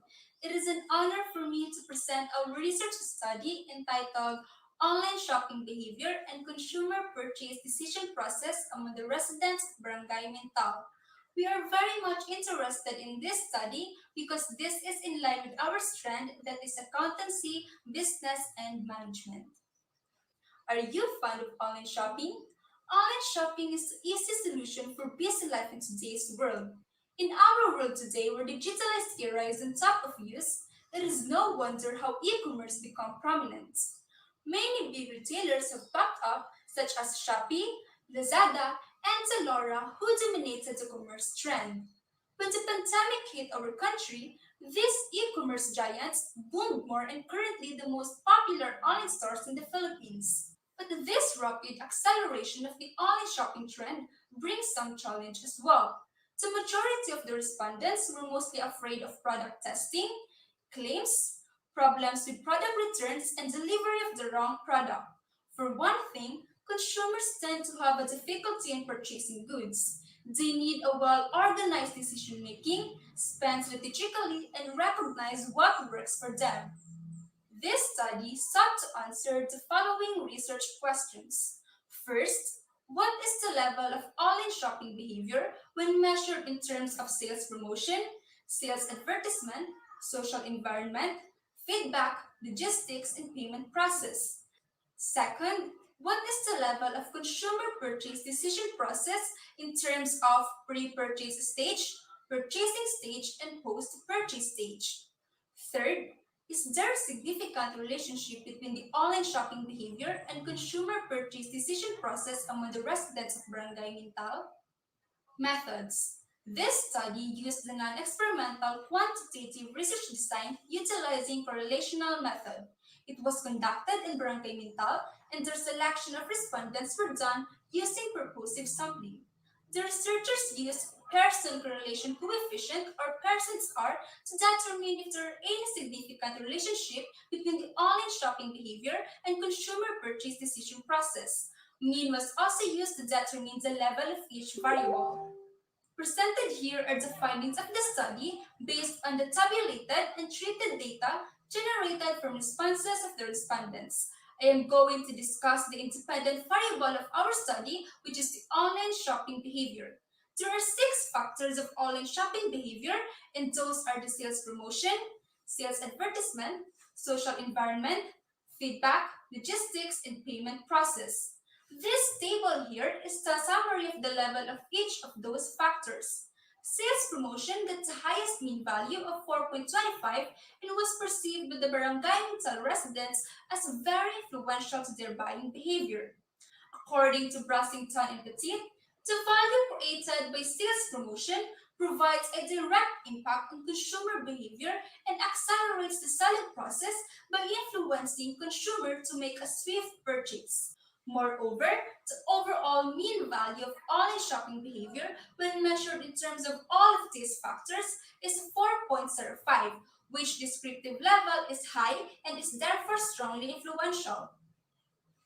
As you can see in this slide is the dependent variable of our study, which is the consumer purchase decision process. There are three stages of consumer purchase decision process, namely pre-purchase stage, purchasing stage, and post-purchase stage. These stages are said to be affected by the online shopping behavior of respondents. The pre-purchase and purchasing stage got 4.21 and 4.29 overall mean value respectively. This indicates that these two stages are highly affected by the online shopping behavior relative to the consumer's purchases. This confirmed with the study of Bacchus et al. In 2007 that purchasing stage is one of the important stages in which once the consumer recognizes the need, search for relevant information, and consider the alternatives, he or she makes decision. The overall mean value of consumer purchase decision process is 4.10, which means that it is very affected by the online shopping behavior of consumers. Shown here is the significant relationship between the online shopping behavior and consumer purchase decision process. We found out that there was a significant relationship between the two with a Pearson correlation value of 0.848 and computed p-value of 0.00. This could be interpreted that they have a very strong positive correlation. And since the p-value is less than the alpha 0.05, the null hypothesis is hereby rejected. Based on the findings of the study, the following conclusions are drawn. First, the level of online shopping behavior when measured in terms of all its factors is strongly influential. Second, the level of consumer purchase decision process is strongly affected. Third, there was a significant relationship between the online shopping behavior and consumer purchase decision process among the residents of Barangay Mintal. Based on the findings and conclusions, the following are the recommendations. First, researchers recommend follow-up research to explore further on the factors that influence the online shopping behavior of the consumers, such as, but not limited to using other research design to validate the claims. Second, to future researchers, they may include a larger sampling size using sampling technique where the possibility of self-selection bias is lessened if not eliminated. Third, for further research, given the struggle with the pandemic situation, it is critical to continue exploring the factors on how online buyers' behavior is influenced as well as the decision process, not only focusing on the purchases but as well on the consumer's online product choices. Lastly, I would like to extend my thanks to all the people who made this study successful. To the viewers and panelists, thank you for listening and I am very willing to answer any question you would ask. And that concludes my presentation. Once again, thank you very much and stay safe. Thank you for that, Miss Preseline A. Gerolaga of Mintal Comprehensive High School. Ayan, so very confident ang presentation. So this time we will be hearing some questions from our dear panelists. This time starting from Sir Zalbi Alima. Hi, Priscilla, congratulations for your research. So Hello, I have sir. here a question. So what is your specialization?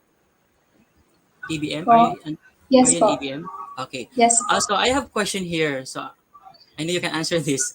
So how did you identify the 8 online shopping behaviors of the consumers and how these behaviors affect their purchase decisions? And how will this personally use this when you engage in a business in the near future? So, as an ABM student, we were being taught that there are factors that there are factors of online shopping behavior, and that all of these factors affect the buying stages of consumers. So, to me personally, as an ABM student, I've always been planning to put up my own business someday, and this study would be a great impact, as this would help me to have an idea and be guided as well. As to what factors that my future customers would take into consideration during and after the buying stages. And this, I think, would be very beneficial, not just to me but also to other people who are engaging in business, as this would help them to be guided about the manners and behaviors of the customers. Thank you, sir. Thank you very much. Congratulations. Thank you, sir.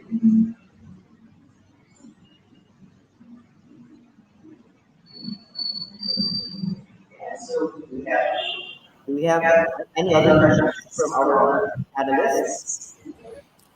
No question. Congratulations, Pressy. Thank you, sir. Okay, so once again, congratulations to Ms. Resilin Gerolada of Mintal Comprehensive High School. So that has been the first part of our oral presentations in the third Cluster 6 Multidisciplinary Research Summit for the students category. So I hope that during our lunch break, we will be refilling our energies, because later on, we will be engaging with our last 3 exciting research papers. Ayan, so please stay tuned, and we'll be right back at exactly 1:30 in the afternoon. See you and have a happy lunch.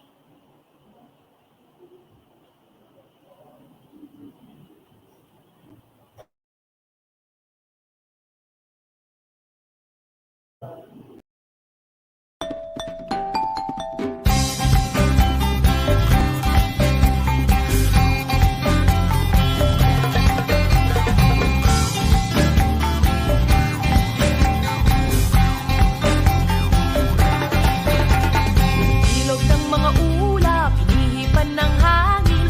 Uni ng mga ibon, naglalakbay sa himpapawid. Kay sarap mabuhay sa ilalim ng nag-iisang mundong makulay. Sayaw, sayaw, sumasayaw ang langit. Kay raming dahilan upang magdiwang. Tayo ay pinag-isa ng langit, lupa, kalikasan at